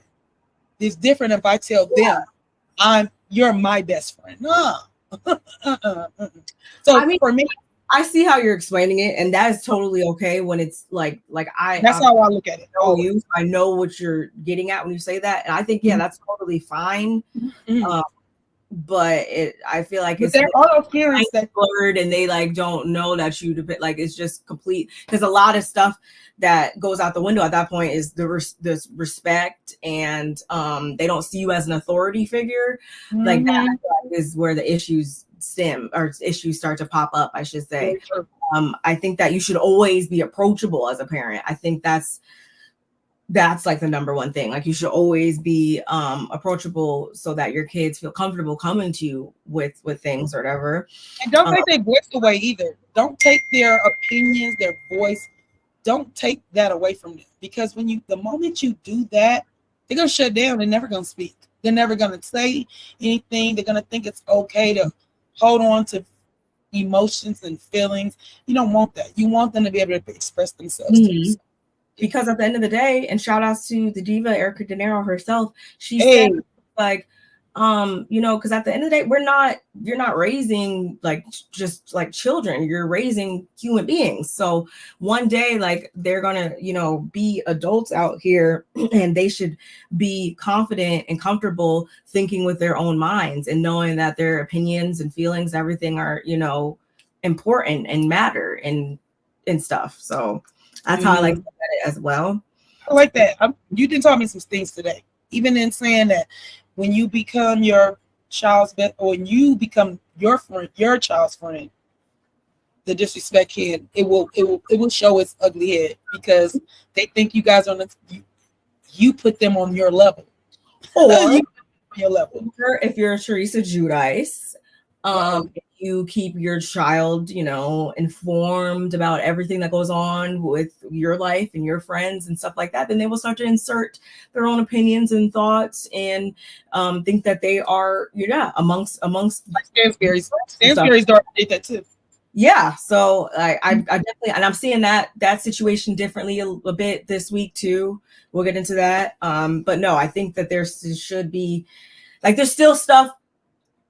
Are me and my mom more like friendly, and has our relationship changed now that I'm an adult? Of course it has. But at the same time, I still feel like there's always going to be at least a couple things on a particular list that I probably won't talk to her about, and I feel like that's good, and vice versa. Like, there's always going yeah, there's certain things you should not be talking about to your mom. I don't care how close you are, or there's just something that's not mom and daughter appropriate, and I don't care how close you are, and I don't care if your mom is only 13 years old. my mom and my grandmother are only 14 years apart from each other. So and my mom and my grandmother are not best friends, and my grandmother still was an authority figure, even if she was only 14 years older. Like, yeah, I forgot about that. That's a really good point, because I could easily, I mean, look at you and me. We have an age gap, and we're friends, so that could have been like them, whatever, with the 14 age gap, but there still is that line is not blurred. My mom and her twin do not play around with my grandmother. Ain't never did. I ain't never seen them be like best friends. Grandmother still always the authority figure, like my mom, and they get along. They're the same sign. They get along excellent. Well, my grandmother is the granny, and she don't play with the twins. She definitely didn't play with us. She don't play with the great grands either. Well, that is so cute. Yeah. I'm with you. That was basically it. That was it for that. Yeah, we going to Sara and Saba. Sara and Saba. We get a more time. Was cute. That little wasn't a most aesthetically pleasing girly cafe ever. I was like, why am I not there? I need to be there right now. They look so cute. Such a cute place. Yes. And we got educated a little bit throughout this scene on some Karak chai, I think is what it was called. Sarah says it's a tea with milk and sugar. It's a traditional drink in the UAE. But Saba, on the other hand, she would beg to differ. She says that is a recipe that they got from Pakistan. So I need you to put some respect on my culture. Just saying. And again, Sarah lets us know that they're best friends. Like, that's her girl, that's her partner in crime. Like, they talk 24/7. Like, they're thick as thieves. I'm like, okay, I hope it stays that way. And then all of a sudden, y'all, yeah, they're talking. All of a sudden, y'all, Sarah receives a FaceTime from a man named, was it Akin or Akin? It's Akin. Yeah, Akin. And I'm like, okay. Okay. I sat up in my seat at that point. So apparently he is he's living in Germany. He's from Germany or whatever. And she was there a few months ago, and she was there meeting with her investors. And all of a sudden she saw this tall, muscular, handsome, green-eyed man pass by, and everything else went out the window at that moment. They've been getting to know each other ever since. And although he does live in Germany, he's came out a couple times. We even get like a little snippet clip of one of the times he came out, and he gave her like this alien sculpture figurine thing, which although she was kind of being a little weird with that last week, I feel like I thought it was cute that he, gave her that or whatever, because that means that he obviously listens when she speaks. So yeah, they've just been kind of talking. So he FaceTimes her real quick, and she's like, after that disastrous date last week, I'm kind of looking at him a little different now. I'm seeing like if we could, take things further. So that's what they plan on doing. But at the same time, Saba's there to be the guard dog. She needs to kind of feel him out, and he needs to pass the vibe check, I guess, with her. So you gotta be careful with that. You gotta be real careful with that. Unless that's like your sister saying that, or a family member like your friend. But I don't even think it needs to be said, because it's just like, why would anybody? No, I don't. If I'm dating somebody new or whatever, I'm not going to go into that situation thinking that their best friend, sister, cousin, whoever is going to be receptive to me treating them poorly. Obviously, that should go without saying that there's gonna be an issue if we catch wind that you've been, treating my person poorly or whatever. So it's like, obviously we don't need to do the big bad wolf thing. Like, okay, you could just get to know him, collect information, and, talk to her about what you collected afterwards. That's all you really takes, not all extra. Like, I'm gonna get you. Like, we're grown, like, relax. Yeah, we're not teenagers. We're not doing all that. But he is a cutie pie, and I'm a sucker for green eyes. My husband has green eyes, so she had my full attention. When I heard green, I was like, "What? Let me see what he did." Except for my man is chocolate with green eyes. So he does. So we won't. I wonder. Do you think that we're gonna get a in-person cameo from him this season? Heck yeah! They ain't showing his picture on this damn phone for no reason. Just be showing his faces. Full comedy. Yes, Lord. I want to see tall. Maybe just like the phone. Who knows? Anyway, I'm annoying. I'm annoying. Shout out to the 29 people that are watching on Twitter. Make sure you come over here and subscribe to our channels. Come on through YouTube, babies. Larger! My girl, what's up, Curves? Yeah, thank you for joining. And that's what I was gonna say. You said shout out to Kempire for his review. I watched Larger's review, and I don't usually watch nobody's review until after we do our review. But so shout out to Curves. You guys, make sure you guys are subscribed to Larger Curves. She is a content creator. Amazing. Love her so much. I mean, she's one of the best, and she's funny and fun, and you guys will enjoy her. So please make sure, Larger, if you're still in, you can drop your link, please, in the box, please. Thank you for joining us. I caught a bit of her commentary yesterday on her live of talking about the Kenya Moore of it all. Yes, me too. So yes, Lord. Go check out her channel and make sure you like and subscribe. Yes. But going back to this, y'all, Stanbury, thank God she is finally in her new home. It ain't even finished being mess. Had no like the bathtub was not even hooked up, I don't think, to water. The water. She was like, you know what, at the same time, I don't care if I don't have the bed on the bed. We are moving in. I don't care. And I was like, I don't. I understood. I understood. I'm not gonna lie. I understood because it ain't nothing like being in your own space. So the movers are bringing in all the stuff. There's boxes everywhere. She's excited for their first night in the new home, and her kids actually pop up. They're gonna all be under one roof again. The kids, Sergio, her, the dogs, everybody's gonna be under one roof. PAs, drivers. Yeah. And I want to say, or no, I already said I already said that. So her and Sergio, they seem to be communicating better. Tensions aren't as high anymore. And he actually apologizes for the way he reacted when he heard her and Michael talking the other day. And he says that he didn't even know he had all that bottled up in him for the last 2 months. He surprised himself and he was just, super stressed. Man, I guess some stress, I guess. Huh? I said, I guess he was acting super stressed. I guess that. I mean, yeah, because he lost me as soon as he said, "I'm the husband. You will prioritize me," and blah blah. Like he lost me with a lot of things he said in that. I was like, that's because Sergio doesn't know what to say. He doesn't know how to be a man to Stanbury. He just knows how to be her boy toy. No disrespect, you are her husband. But you don't even know how to be a man yet because you haven't exerted man yet. You haven't even put man in your vocabulary. You don't walk around manly. You walk around like a young, immature person. I need you. It's not even about the way you dress. It's the way you talk. Even talking to her, like everything is, you don't have to call her honey every time. You don't have to call her baby every time. You don't have to, so like weird. I need him to watch himself on TV and see himself and be like, oh. Dang. That's so freaking weird to me.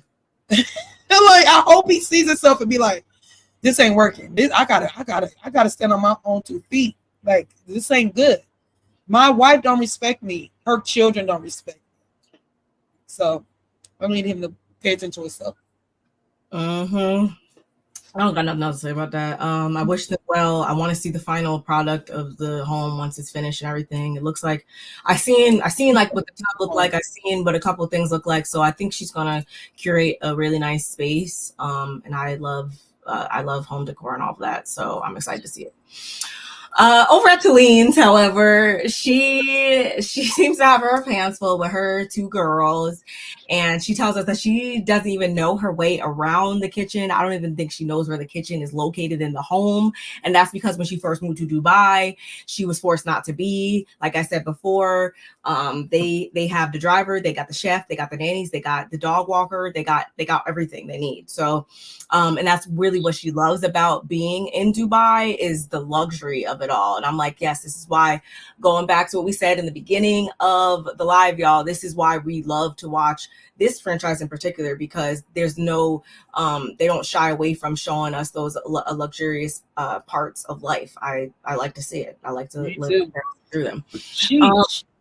But her and her husband, they're like trying to like make some cookies or whatever. And we also find out that the other night, the guys, the husbands and whatnot, they had a guys' night out or whatever. And it was Rafi, Sergio, Chris, and Rich. So that is Tuline's husband, Lesa's husband, Ayan's husband, and Sergio, Caroline's human backpack.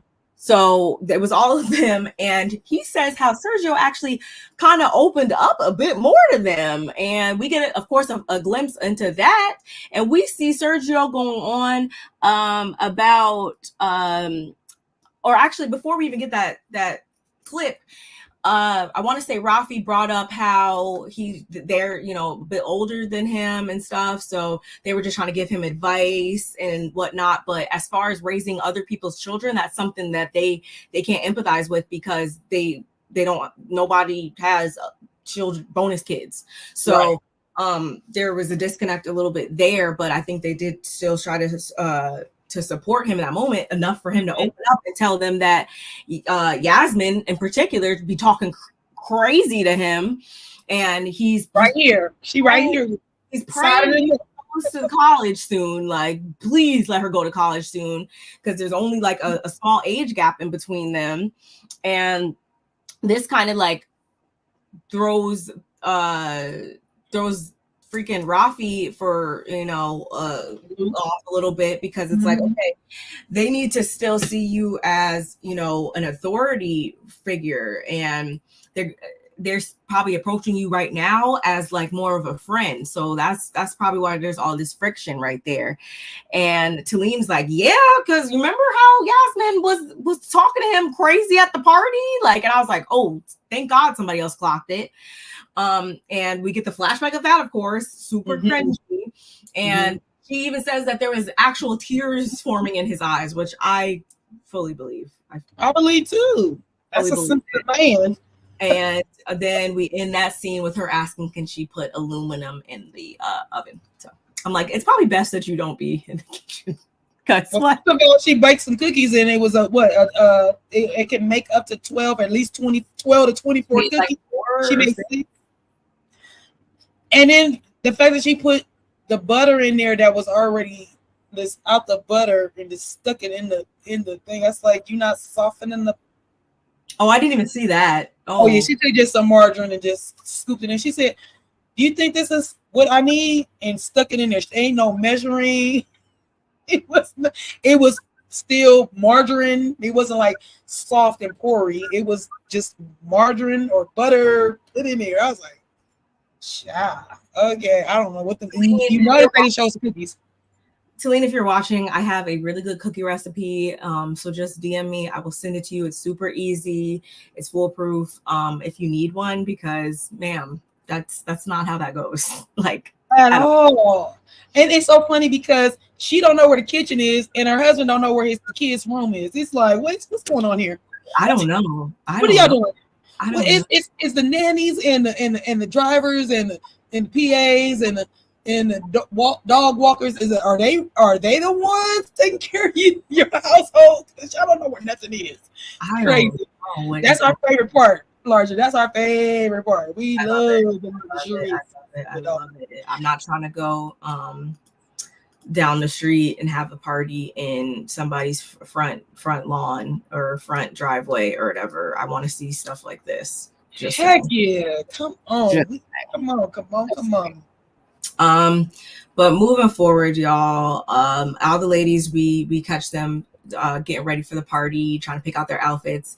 The dress code was supposed to just be all black attire. I think that's all that was said. That's all she said. That's all production showed us. We'll get back to that in a minute. The whole dress code fiasco of it all.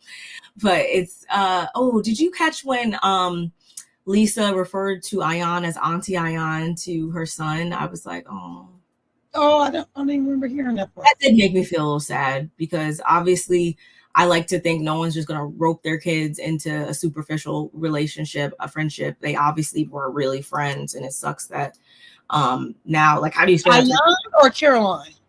Ayan? Lesa said that to her son about Ayan. Lesa said, okay, I was confused because I didn't hear it. So I was like, wait a minute, who said that? It was real quick. She was picking out her dress or whatever, and her son was like, "Oh, yeah. I do. Okay, I do remember because there was flash those, like you said, they was flashing at everybody's what they're getting ready for." Mom said that don't wear that dress because it's too slutty. Like, right. It was a lot going on, but that did make me feel a little sad just to see, like, now you guys don't have a friendship at all. I always feel bad for the collateral people, the collateral damage of it all. When friendships and stuff go down the drain, it's the people outside of the main two people that it really sucks for. That can be sometimes like the husbands. We've seen that before, where it's like, oh, well, you guys are beefing now, so we can't even really hang out because now it's weird. Or sometimes in this case, like, it's the kids or whatever. So it does kind of suck. And whatnot, but of course you should never excuse disrespect. Like, you should never just hold on to a friendship or a relationship just because of other people. That's not what I'm saying, y'all. But it does suck because it impacts other people. Anyway, the Queen's party. Why did they do that with the music? Was it because, like, Ayan was overdressed in the beginning? She came early. because she sat there for an hour and a half. It changed. It was like, like right when they focused on the restaurant, and I was thinking, I was like, okay, is it because like should we think? Oh, because that's where Beyonce performed at.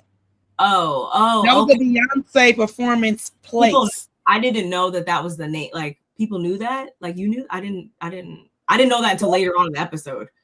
So no, she said it. I feel like she said it early. I knew that's where it was. I knew that was the place.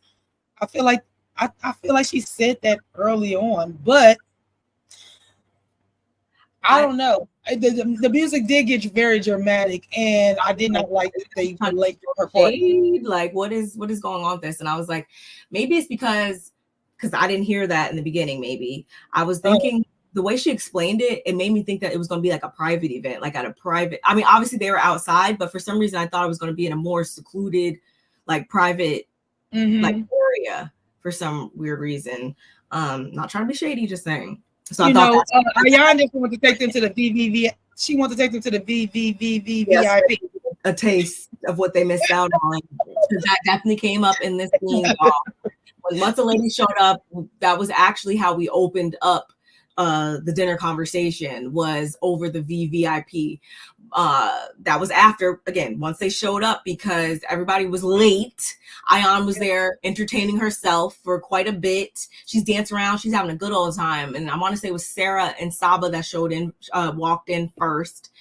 And we got to talking about crowns and all of that, which I have a picture once all the ladies actually got there. We see that some have crowns, some do not. And Sara actually focuses on this and says like, oh, well, I feel like that's because Ayan doesn't ever give clear enough dress code instructions, because she wants to make sure that everybody or she looks better than everybody or whatever. And I was like, oh my goodness, I don't know. I don't know about that. That was shade. It definitely was. It definitely was shade. It was kind of funny though. At the same time, I'm not gonna say I didn't laugh at it. I think those are the types of comments.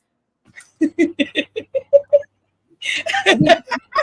those are the types of comments that people like and want to see the Housewives. You know, that's the fun shade. You know, I wanted to be a drama queen too. I wanted to be a queen of drama too.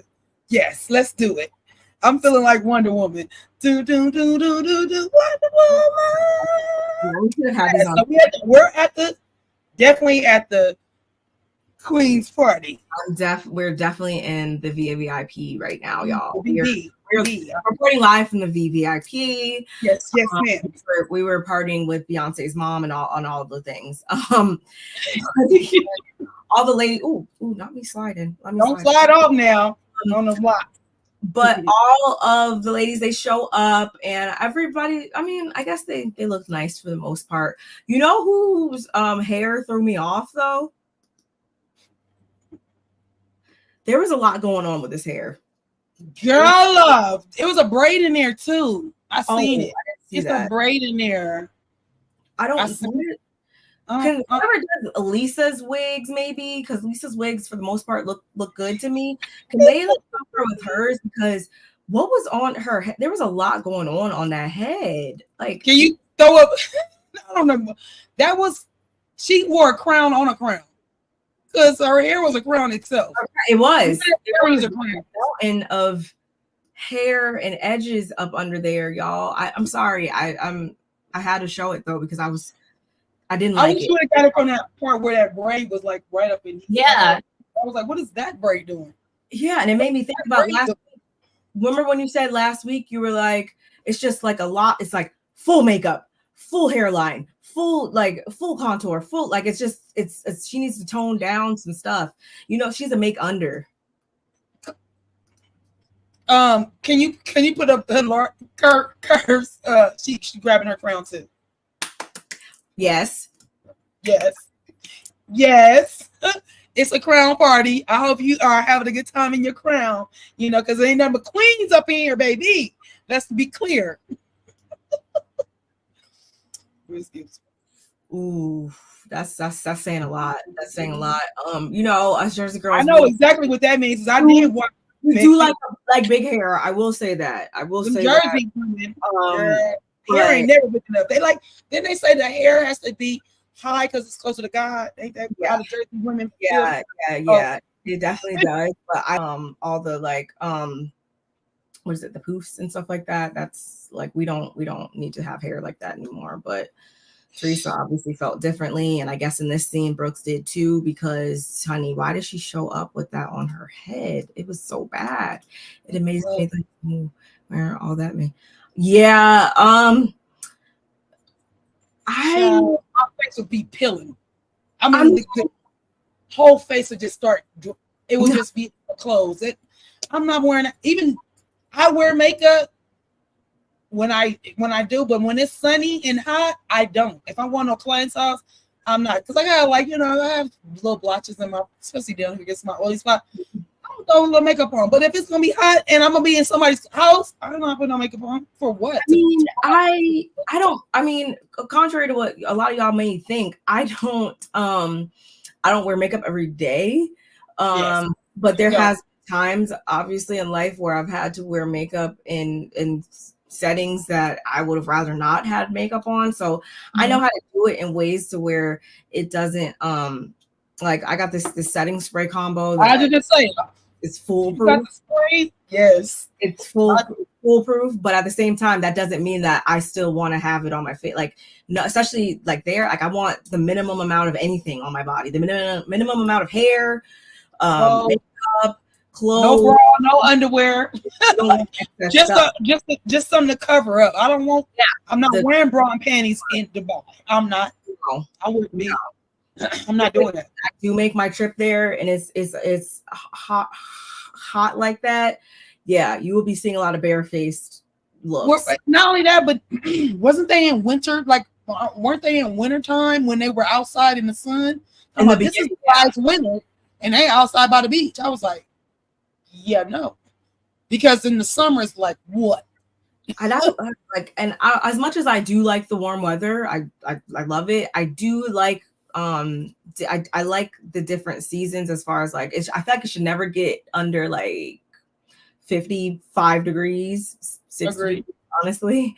But I do like to layer my clothes and stuff like that. So that would be a big transition for me, as well as not wearing makeup as often, because who wants to do that?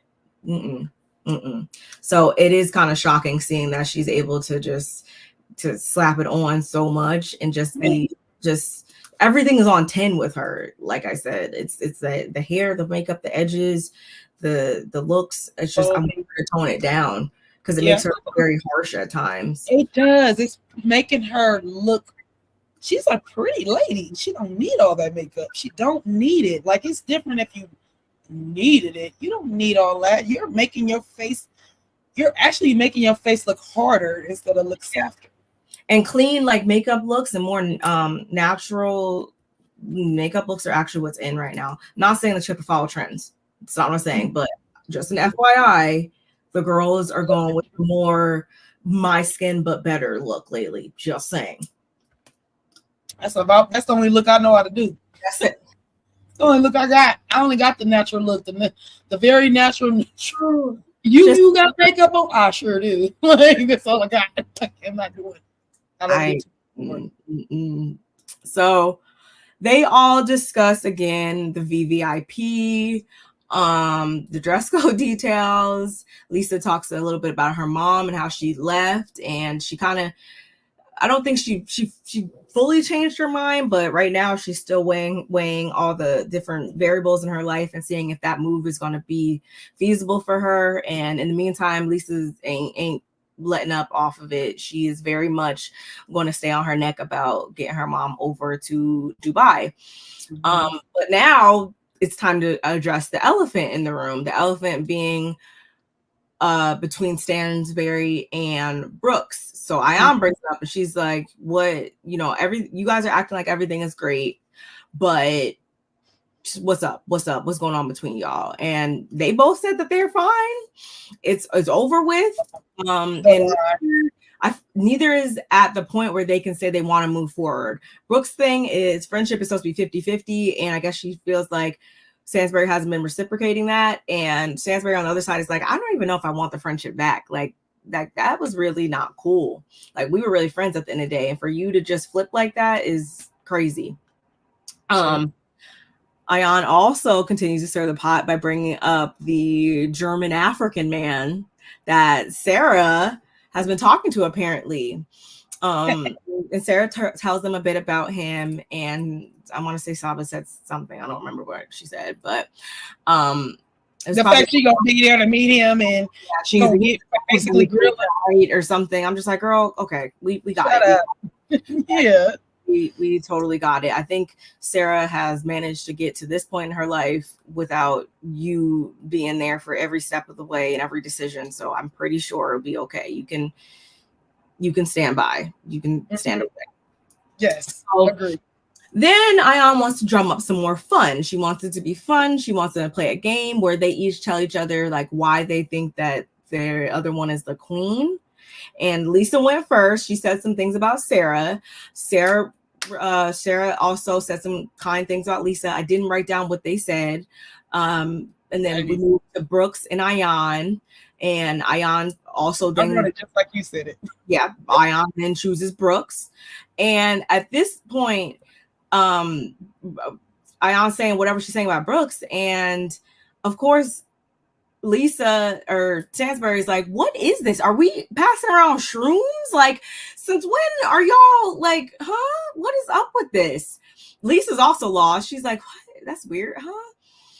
I wasn't surprised again by that, because we know that they've been getting closer and closer and closer behind, not behind the scenes, but much to everybody else's unknowingness. So Talene gets brought up. Talene speaks on Stanbury, and she says, you know, that she's all these good things and all this. And Lesa decides to call Stanbury a 50-year-old. She reduces her to a 50-year-old influencer, basically, and she kind of like scoffs at the fact that Talene is saying all these nice things. How did you feel about that? You know, that bothered me to my core. Can you hear me? Yeah. Yeah. Okay, my screen for whatever reason disappeared, but it's okay. I was laughing at all the side eyes and all the, you know, how, you know, just like how you said, it was Lesa that gave Sara props, and Sara gave Lesa a compliment, then Brooks gave Ayan her props, and then Ayan gives Brooks some props, and then Stanbury, like you said, says like, wait a minute, what are y'all talking about? Like, that made me laugh. She was like, it really did. Is it, what's going on? And even funny in this episode. Yeah, I really get her dry humor for real. I really do. And the fact that it says, Ayan says the best thing she realized about Brooks is that she's nice, that to be nice to her. That's what made me laugh. I said, you got the formula. She's like, yeah, I'm overly nice to Brooks, so that makes her, you know, in a nicer mood and keeps her calm, which is a true statement. I just was tripping off the fact, I felt like, why are y'all doing a thing where like, so I'm gonna give Barb a compliment, but there's other people in the room. Why did the compliment have to come back to the person that you gave it to? Like, are you just giving the compliment to the person that said it to you so they could play it safe? Or do you really have other feelings that you might have had about some other people? That part kind of confusing. So I feel like everybody was like giving their, like, oh, I'm gonna tell you, and you tell me how you feel about me. And I don't think that's really how it's supposed to go, even though there's nothing wrong with it, but I didn't think that's how it went. But wait, so you're saying like you think that people purposely picked whoever and said whatever because they really just cared about them saying the nice things back to them? Yes, I don't feel like everybody that said something was somebody said it to them first. So when Lesa said it to, when whoever said it to that person, they turned around and gave the compliment right back to that person, instead of like, you know, if you're really giving props to whoever you're giving it to, you don't have to give it to the person that gave you the props. You can just, if you really have props for somebody in this group, I feel like everybody was like, well, let me tell you how good you are since you told me about me. Since you picked me, I'm gonna pick you. And yeah, could have been production. I'm not saying it wasn't. I just was like, y'all making this don't. I see what y'all doing, but I also feel like y'all could have did better with this. I would have rather y'all not give each other compliments, or like that was really nice of you. But my favorite person is this person, and whatever the case may be. And the fact that Talene picked Stansbury, that was weird to me, because if you're sitting at the group, you're sitting here with your group, and the one person that's been going up for you is Brooks. Yes, you are you're learning, getting to know Stansbury. I just thought in that moment, I don't think that was the smartest thing for her to do. Oh, Stansbury, you're unapologetically you. You're yourself, and you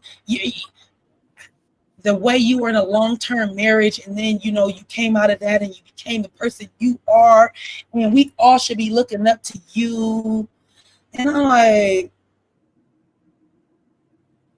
if I was Brooks and you're my friend and I've been going up for you, and you already told me, yeah, you said, we squashed that and everything, and you turn around and do that, I'm gonna side eye, because I'm gonna be looking at you like, are you kissing her ass to do this, or this is how you really feel?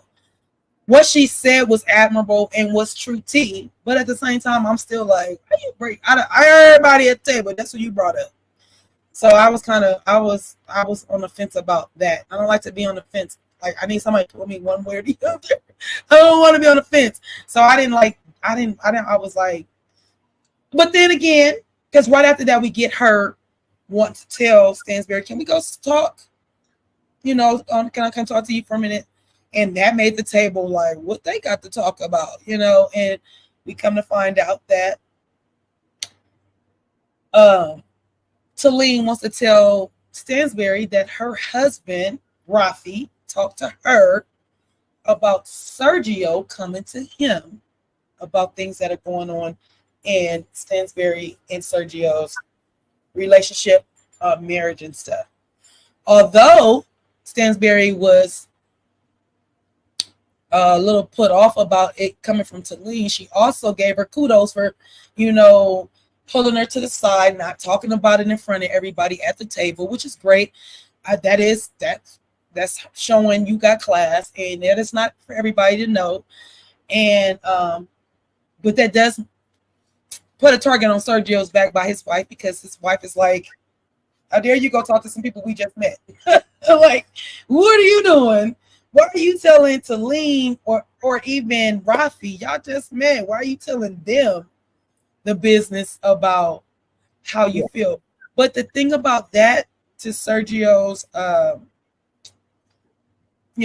give him the benefit of the doubt, sometimes you don't know who you're going to talk to and who you're comfortable with talking and when it's going to come out. Sometimes it comes out in the places that you just don't know. Me being a hairstylist comes out with my clients a lot. Yeah. I know a lot of my clients' tea. They know some of my tea because we are exchanging conversation and exchanging stories. So it's not like I'm just a therapist, I'm just listening to them. I'm also going to give them my intake and what I got from what you said. And if I have a story that's similar to yours, I'm going to talk about that as well. So yeah, I just feel like, yes, needs to play me. And like I said, it just came out of nowhere. And if he felt in that moment that they were people he can talk to, because he's looking at, they have children, they're a young couple, they doing it just as big as Stansbury is going to be doing it. And he just probably felt comfortable with that. And I just felt kind of bad that he did have to go talk to them. I'm sure he got friends, or maybe he don't. Maybe his friends are just Stansbury's friends. You think he has time to have friends if he's being on her back 24/7?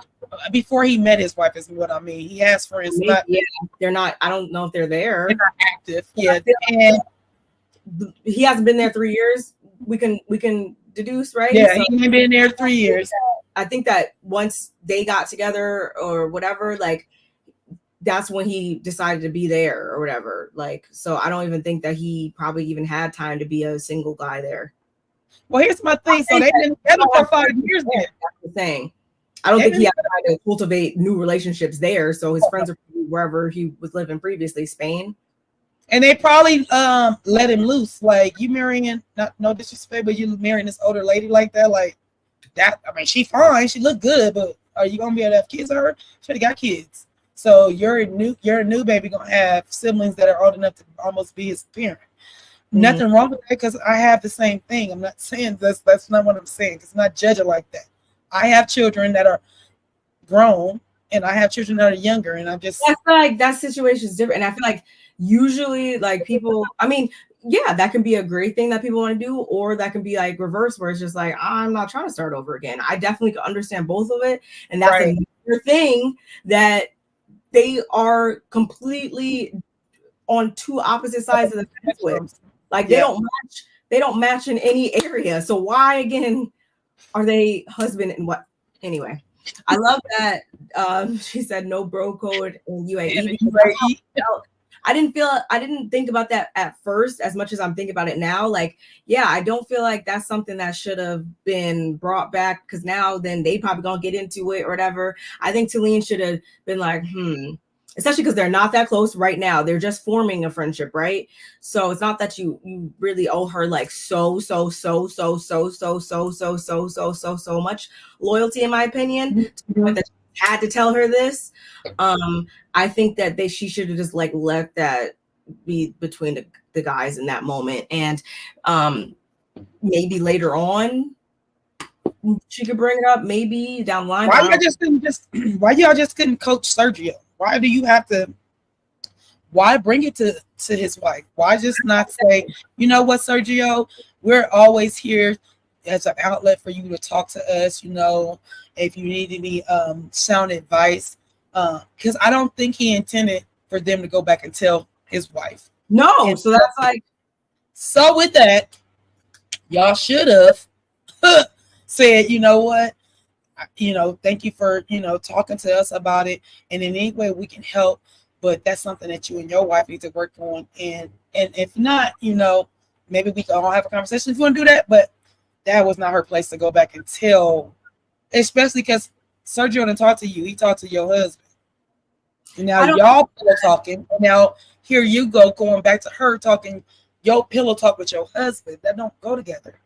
And it wasn't even no life-threatening thing. I'm not saying that the issues he brought up, I'm not minimizing his feelings or whatever, Sergio's, but it wasn't like it was like some, like, they're already married. First of all, they're already married. So it's not like it's something that had to like really, you had to go and bring in both sides and marry and match up the two and make sure there was a full circle of transparency for everybody. I don't think it needed to be said, but I mean, well, you know why it needed to be said? Because Talene went a step further. Talene took it a step further. She even asked Stanbury about, okay. Yeah, are you okay? Go ahead. If you got it, because I have it, but I didn't pull it all the way. I'm just trying to go. Talene asked to speak one-on-one. Talene goes on to say she didn't feel comfortable bringing up the table, but insert what Rafi said here. Sergio and her, she's like, yeah, are you and Sergio okay? And Stansbury's like, yes, we're okay. The kids want to push their boundaries. They see Sergio as more between a big brother and a father. He's not their biological father. And Yasmin, she talks about Yasmin and how they both have the dry sense of humor, and the jokes that Stansbury says to him are going to be different or a no-go coming from Yasmin. That's not her place. It's inappropriate. And Caroline says in the confessional, yes, she was ultimately receptive to what Talene said, and I do appreciate that. And I think that made me like Caroline a little bit more too as well during this episode, because I do feel like she's sensible enough to know like she wasn't bringing this, Talene wasn't bringing this to her on no mess or anything like that, or trying to exploit anything, as much as she was probably genuinely like, I heard this. And maybe Talene was trying to really get in there good, maybe by bringing this up, which I feel like is not that genuine fully, but I do think that she was genuine enough to where Stansbury picked up on that. And she's like in her confessional talking about how like what you just said, why is he putting out her private business with people that they just met? Like that's why she shouldn't have, I feel like, said it, because no matter how it gets back to Caroline now at this point, it's gonna look like he's out there just talking running crazy, his mouth, running his mouth and telling a business, and nobody ever wants to, I'm sure nobody ever wants to feel like their business is out there and they're being looked at weird or whatever. Everybody knows what y'all got going on behind closed doors or whatever, especially because their relationship already looks crazy. People already probably see the weirdness about it. So it's like, why you got to put more stuff out there now so people think that we really in here on the rocks? I kind of think that Sergio's attachment to Caroline stems from Caroline's insecurity for him to only want to be around her, or is it his insecurity? I feel like I haven't said this enough during this live, but Stanbury very much is, she's at fault as well. She helped create this monster, I feel like, because it was all cool and fine and dandy last season when y'all were attached at the hip every millisecond of the day. But now fast forward to this season, and now you're kind of like, okay, it's kind of old now. Like you should have set that standard. You should have set that back then, is how I feel. Stanbury was too busy trying to make that ex-husband of hers jealous, so she wanted him to think that it's all paradise where we at, and he loves me more than you ever could, and I have your children, and he loves me more. My human backpack. That's what she was in. And now that thing then came back around and bite her on the behind, and now you're in quicksand. Would it be normal to be like, oh yeah, me and my wife are having problems, talk about their relationship. So what's the problem except for anything Sergio does? That's true. That's true. The problem is she doesn't know Talene. If it would have been anybody but Talene, maybe if it would have been somebody if it would have been Brooks, even though they're on the outs, her and Brooks was cool at one time. Because let's be clear, Sergio also talked to Sara, but Sara was inquisitive and asking him, "Is everything okay?" Because she's like, "That's like my brother. I could tell something was wrong, and he confided in her." So remember, people that know Sergio can see it's not right with him. They can see it. It don't take a rocket scientist to see that he's not happy, and neither is she. I don't think that he did anything bad or whatever, because ultimately, when you think about it too, technically speaking, one of Caroline's friends kind of got a more inside glimpse into their marriage. Michael, technically, he knows a lot more than real good. Yeah, he knows some. So obviously, that's because they were living with him at the time. But like, so, and I'm not saying this should be any tit for tat type of thing, because it should not. But it's like, you're not going to sit here and tell me that once Michael got more glimpses into their marriage and stuff like that, they haven't talked about some of the things that he may have witnessed or was Michael and Stanbury have definitely talked about her relationship. Absolutely. So he's just doing the same thing. I'm just being 100% real when I say that. And I'm saying that as someone who's married too. Like, it does happen from time to time. I think there's always going to be a certain things that you don't ever divulge to people, I'm sure. But at the same time, I would be crazy. And if I sat here and looked you in your face and said, like, yeah, you don't sometimes be talking. Like, yeah, it's just been crazy lately. I don't know. Like, it just comes up sometimes. So yeah, sometimes you I feel bad about this. I'm looking. Sometimes you can't help who you even talking to. It needs to come out. You found somebody that made you feel comfortable enough to say it, and then sometimes self-consciously you say it to somebody you think it would never get back to your wife or your spouse, or wouldn't have. I don't. Well, should I say it wouldn't have if they weren't on the show? I mean, well, we said on camera.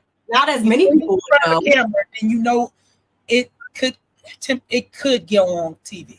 So Talene wanted Stanbury attention at the cost of their relationship. Come on, Curves, tell it. Let's wrap this up, and then I'm gonna show you guys some things. Yes, about their relationship if you guys didn't know. But they wrapped that conversation up, and or no, how can I just move that? So she does appreciate Talene's concerns. So Stanbury, this is when she tells us that she met him at 24. Yes. And she let him know the door is always open. She not holding him hostage. Because we brought it up before. She's thinking like, what if he just wakes up one day, I'm 60, he feels differently. And I'm thinking the whole time, like, you're probably ain't going to wait that long. Okay. And Talene's like, so Talene's like, what am I hearing right now? So like, how long do you expect to be doing this then? She's like, 10, 15 years. But she's like, we're having a wonderful time right now. But one day he just might not want to be here. And I'm just like, are you sure that's not going to be, maybe you one day don't want to be there too? Come on. Hey, I respect her honesty and her keeping it a buck, because that's definitely how she moves in this. And I think that's, again, why she's not thinking about having no babies. But I'm not going to sit here. We'll never know 100% inside their relationship.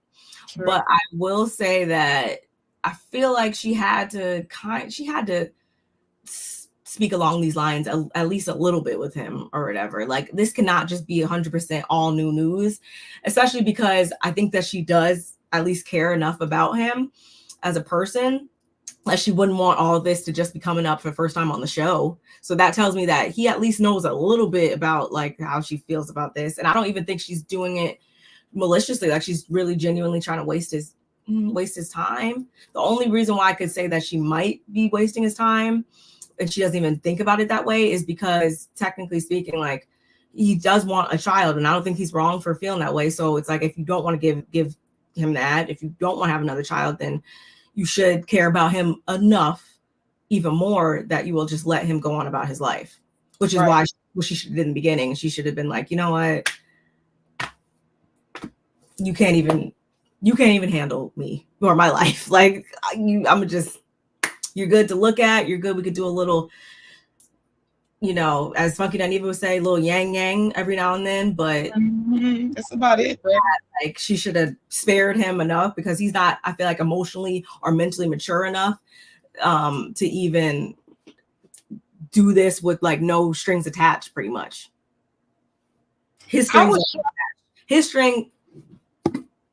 This is my little mushroom thing. I don't know if you can see it. Like, all these are all of Sergio's strings. These are all his strings in here attached to Caroline. Hers are nowhere to be found. It was weird when Talene says, do you think that Sergio regrets marrying you? Getting married? Was like, what are we saying here? And then Stanbury says, well, he's never said that to me. I was just like, whoa, wait. This is going beyond y'all friendship. Like, don't ask me if my husband regrets marrying me. Stanbury. Yeah. So I was like, well, that's weird. That's different. And I thought that was a little off-putting. She's like, he's never said nothing, and I'm not holding him. And I always said that if he wanted to leave, he can go. I'm like, what kind of marriage is that? I don't even know what y'all got. I was laughing. I'm not gonna lie. I was laughing. I was like, oh, because it's laughable. You should have been. It's laughable. I was laughing, and it's just like, I completely see both of their sides, though. I completely see what she's talking about, but I also completely see that he wanted to sign up for strings attached. He is ready to attach strings, and she's like, she already knew what her strings are doing. Like, I think he wants to get in her belly. He wants to be the baby. He wants to be the baby. Yes. He wants her to have. That's what he wants. Costumes. They could do that. I mean, some people might call that a fetish though. Anyway. Final scene, y'all. Yeah. Oh gosh. So they get back to the table, and right off the bat, Lesa wastes no time asking, like, what was that all about? And I mean, Ayan also did say too, like, she was curious about what It's not what she said, it's how she said it. But go ahead. Oh it's yeah, not what she said, it's how she was definitely inquiring, and I even rolled it back a couple times to make sure like nobody else was going that hard. Like I said, Ayan said something about it like one time. Stanbury wasn't saying anything. They were directing all the line of questioning to Talene. And Talene's like, you know, why is this such a big thing? She kind of said it more to Brooks. And Lesa, she's like, it's not that it's a big thing or whatever. Talene's like, well, you know, it's out of respect. I wanted to go over there one-on-one or whatever. And Lisa's like, you know, I'm just speaking. She's basically trying to act like she's speaking for everybody and saying like, well, if it's not a big deal, then you should be able to say it and do. And so all of a sudden, Talene's like, okay, well, if that's the case, then move on. And Lisa's like, bitch, I moved on. What the? And Talene's like, okay, whoa, that B word, like, and this, I even got a glimpse of that, caught everybody off guard. They sure caught me off guard. They were off guard. We had I don't think I put the picture up here, but Sara and Saba were like, and Sara was like, yeah, that's not cool. Like, you can't just Lisa's overreacting. You can't just call a girl the B word. Like, that's a no-go. And Lesa says it a couple more times. She's like, well, you're acting cheating. Like, don't make me go there. Like, I like you, but no, that's not acting. She said you're being like, what? And it was just so, it just got really weird. And then the final little couple sentences we get from Lesa is her finding it weird that Talene is bigging up Stanbury and pulling her to the side and everything, knowing that them two had beef. And that's something that her and Ayan would never do. How are you speaking for other people? Don't do that, Lesa. Don't do Nobody else was asking. Yeah, just say I would never do that. But why are you putting Ayan in it? It's like you trying to make an allegiance with Ayan so bad, or this is what we are. It's like that's cool, but y'all don't have to do that. Like you guys are all grown women that you don't have to. She was kind of acting like how in this particular scene, she was kind of giving the energy that we thought Brooks was giving about being so like territorial and there you go. Stuff and stuff, because at the end of the day, Talene, whether you like it or not, Talene did give you an answer. She said, you know, it was private, it was one-on-one, like they should have been hands off at that point, but you kept moving and prodding or whatever, and you were just pissed off because you didn't get the answers that you wanted. And I was so disgusted because I expect so much more from Lesa. And this is why I can never get fully wrapped up in these shows, because as soon as I say that I go up for somebody and they're that girl, they prove me wrong the next week. Because Lesa, you're acting so weird. You threw me off when you reduced Stanbury to a 50-year-old influencer. That I didn't like. And maybe I'm a little biased because I obviously do my you're biased. I was like, wait, what? I was like, I had to rewind it. I was like, well, first of all, 50 is not old. And second of all, that is the new thing right now. And one day you might find yourself you hope to be my age one day, girl. Like, you hope to be. What is wrong? What is wrong with that? That is a normal job. That is a normal job these days. It is 2024 and it's not old being, 50 years old. So I didn't like when she said that. And then now she wanted to act like this. And it was just unwarranted. We wasn't checking for that at all. Like, it made her look crazy. And then to just jump to trying to draw these parallels between these two and their dynamic and you two, and like, it just was like, what are you trying to get at? The same thing that we said to Brooks the last couple weeks. What are you trying to get at? Why do you keep poking the bear? Why do you keep trying to hold Stanbury's feet to the fire? Lesa was giving that same exact energy where we're like, what's up with you? Like, did you really? That was not cute. It wasn't cute. When you said that earlier, I said it's Lesa. It's the last scene. Lesa showed her behind. I knew that's who you were talking about. So I was like, oh yeah, we right here. I already knew who it was. It's the only person that really made me mad in it, because it really wasn't that serious. Talene gave you the answer. She told you, one, it was private. Two, I was being respectful. And 3, she could have just flat out told you where you would have been able to say what you said, which is she could have told you it's none of your business. It's not your business. Because if I wanted everybody to know, I'd have did it right here. So you should know that. But whatever, Lisa. What else you have to tell us about Talene being on Andy's show? Okay, y'all. So what made me even go back and watch is because Brooks, who's I think said in the past that she's not even going to be on social media or whatever, she posted a series of tweets that made me be like, huh, what is going on in Paradise?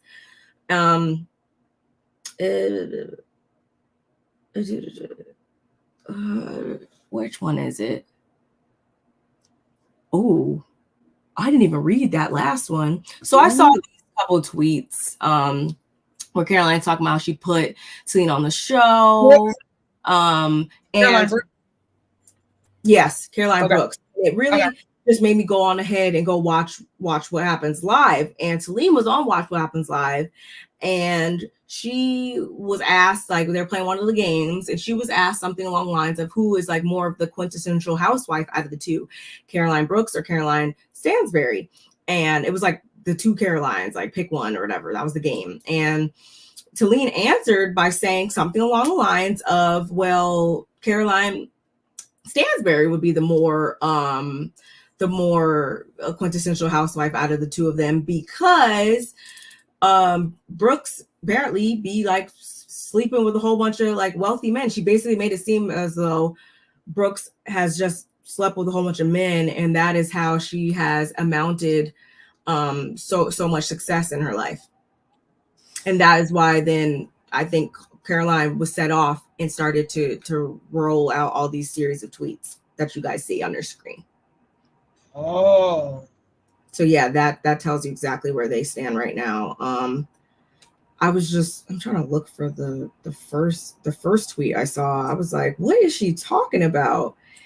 And she's talking about how she never, like, that's not even in her character pretty much. Let me see. I want to encourage. Where is it? The narrative that any Black woman with money has to sleep with men for it has to stop. It's been done in the past and being done now. My success is not a reflection of any man. It's a reflection of my hard work. This is defamation of character, and I won't be silent. So offense to that. Obviously, you guys can see that they are not on good terms whatsoever.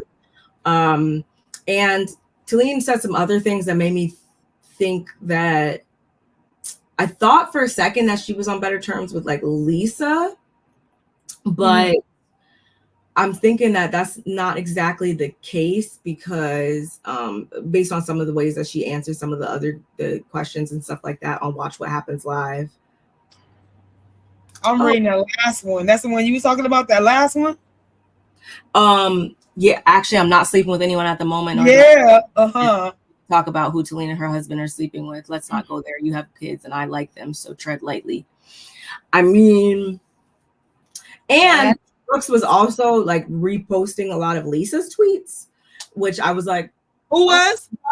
Brooks and Lesa. I was like, wait, so I'm trying to, and this is why I was saying in the beginning, well, not in the beginning, but when we were off screen, that it's just frustrating, because I'm like, okay, where are we at? Like, where are we at? Where are we going to be at the end of the season? Where are we at in real life? Are you guys falling out because of stuff we saw in the season? It was just stuff that happened off of it. This is why, bravo, if you're listening, bravo, people. This is why you need to not make us wait so many freaking 365 months to watch a new season. Like, stop that. Because I'm so lost right now. Okay. Hi. Hello. On to you, the nerve of someone to even apply. Yeah, I'm like, what the? Talene, she had a lot to say. She had a lot to say. Brooks and Lesa have been hanging out. They just went to concert, just them two. They went to Jason Derulo. Thank you for that. Okay, so Brooks and Lesa are good. And I still see Ayan and Stanbury making some TikToks. I want to say I seen Talene over there with them too, but Talene with who? Oh, wait, Ayan and Stanbury? Yeah, but I mean, I could be It wrong. would kind of make sense because her and Brooks are clearly not friends. But I was just shocked to know that. Wait, now you two are cool? When I want to say Lesa said in this same scene that her and Brooks are not that close. I'm like, so now if somebody else, if Talene starts saying the same things that you're saying to her, like last time I checked, you and her weren't even that cool. And if she flips the script on you, like it'd be the same thing. Mm-hmm. She's allowed to pick the same fight with you now because you guys are friends now. What is going on? Right. Yeah, Stanbury, Ayan, and Talene. They had a couple, like I guess they made like some TikToks. But then I see Talene and Lesa right here too. Talene, Lesa, and Stanbury. I don't know. But I thought that was worth The reunion gonna be good when it does come. Yeah. So y'all, because what is going on? Catch us up. They don't catch us up. Who knows if we're getting reunions anymore? Who knows if we're getting full cast that we said we were being promised to? Right. Who knows what's going on in these shows? But we're gonna still keep rolling with it. Just as long as you guys want to meet us here every week. We enjoy y'all. Thank y'all for everybody that came in and said hello to us. We appreciate y'all. Don't forget playback game. Leave us a comment. You know, don't let the what is the topic end. You give us whatever you need to tell us, or y'all got any questions. You know, if we do get a reunion, Barb is always on the insides. Sometimes we can get those questions in that y'all might want to ask. We might be able to do that. So y'all interact with us. Leave us a comment. That's a good point. Drop some comments of like the questions if you guys want us to ask them or whatever. Definitely drop those down there because this is only still episode 4. I don't know how many episodes we're gonna get this season. If y'all know, drop that in the comments below too. But yeah, we have been enjoying, and I would love to continue to have this conversation in the comments section. Again, shout out to everybody who caught this on Twitter. Make sure you come on over here to YouTube and subscribe to both me and my good sis California Cuties channels. It never goes unnoticed, it never goes unappreciated. And also make sure you are liking the video. Yeah, make sure this is a roller coaster ride, y'all. We are all on the same roller coaster. There's twists, there's turns, there's friendships, there's frenemies. There's a lot going on that we're just trying to. We said last year we are putting this puzzle together, so the puzzle keep changing the picture. I'm just like lost right now. It's a lot going on. But again, y'all, we are here. We're going to be here rocking with y'all every week as promised. And yeah, until next time, we will see you guys later. See y'all next time. Have a good one. Bye.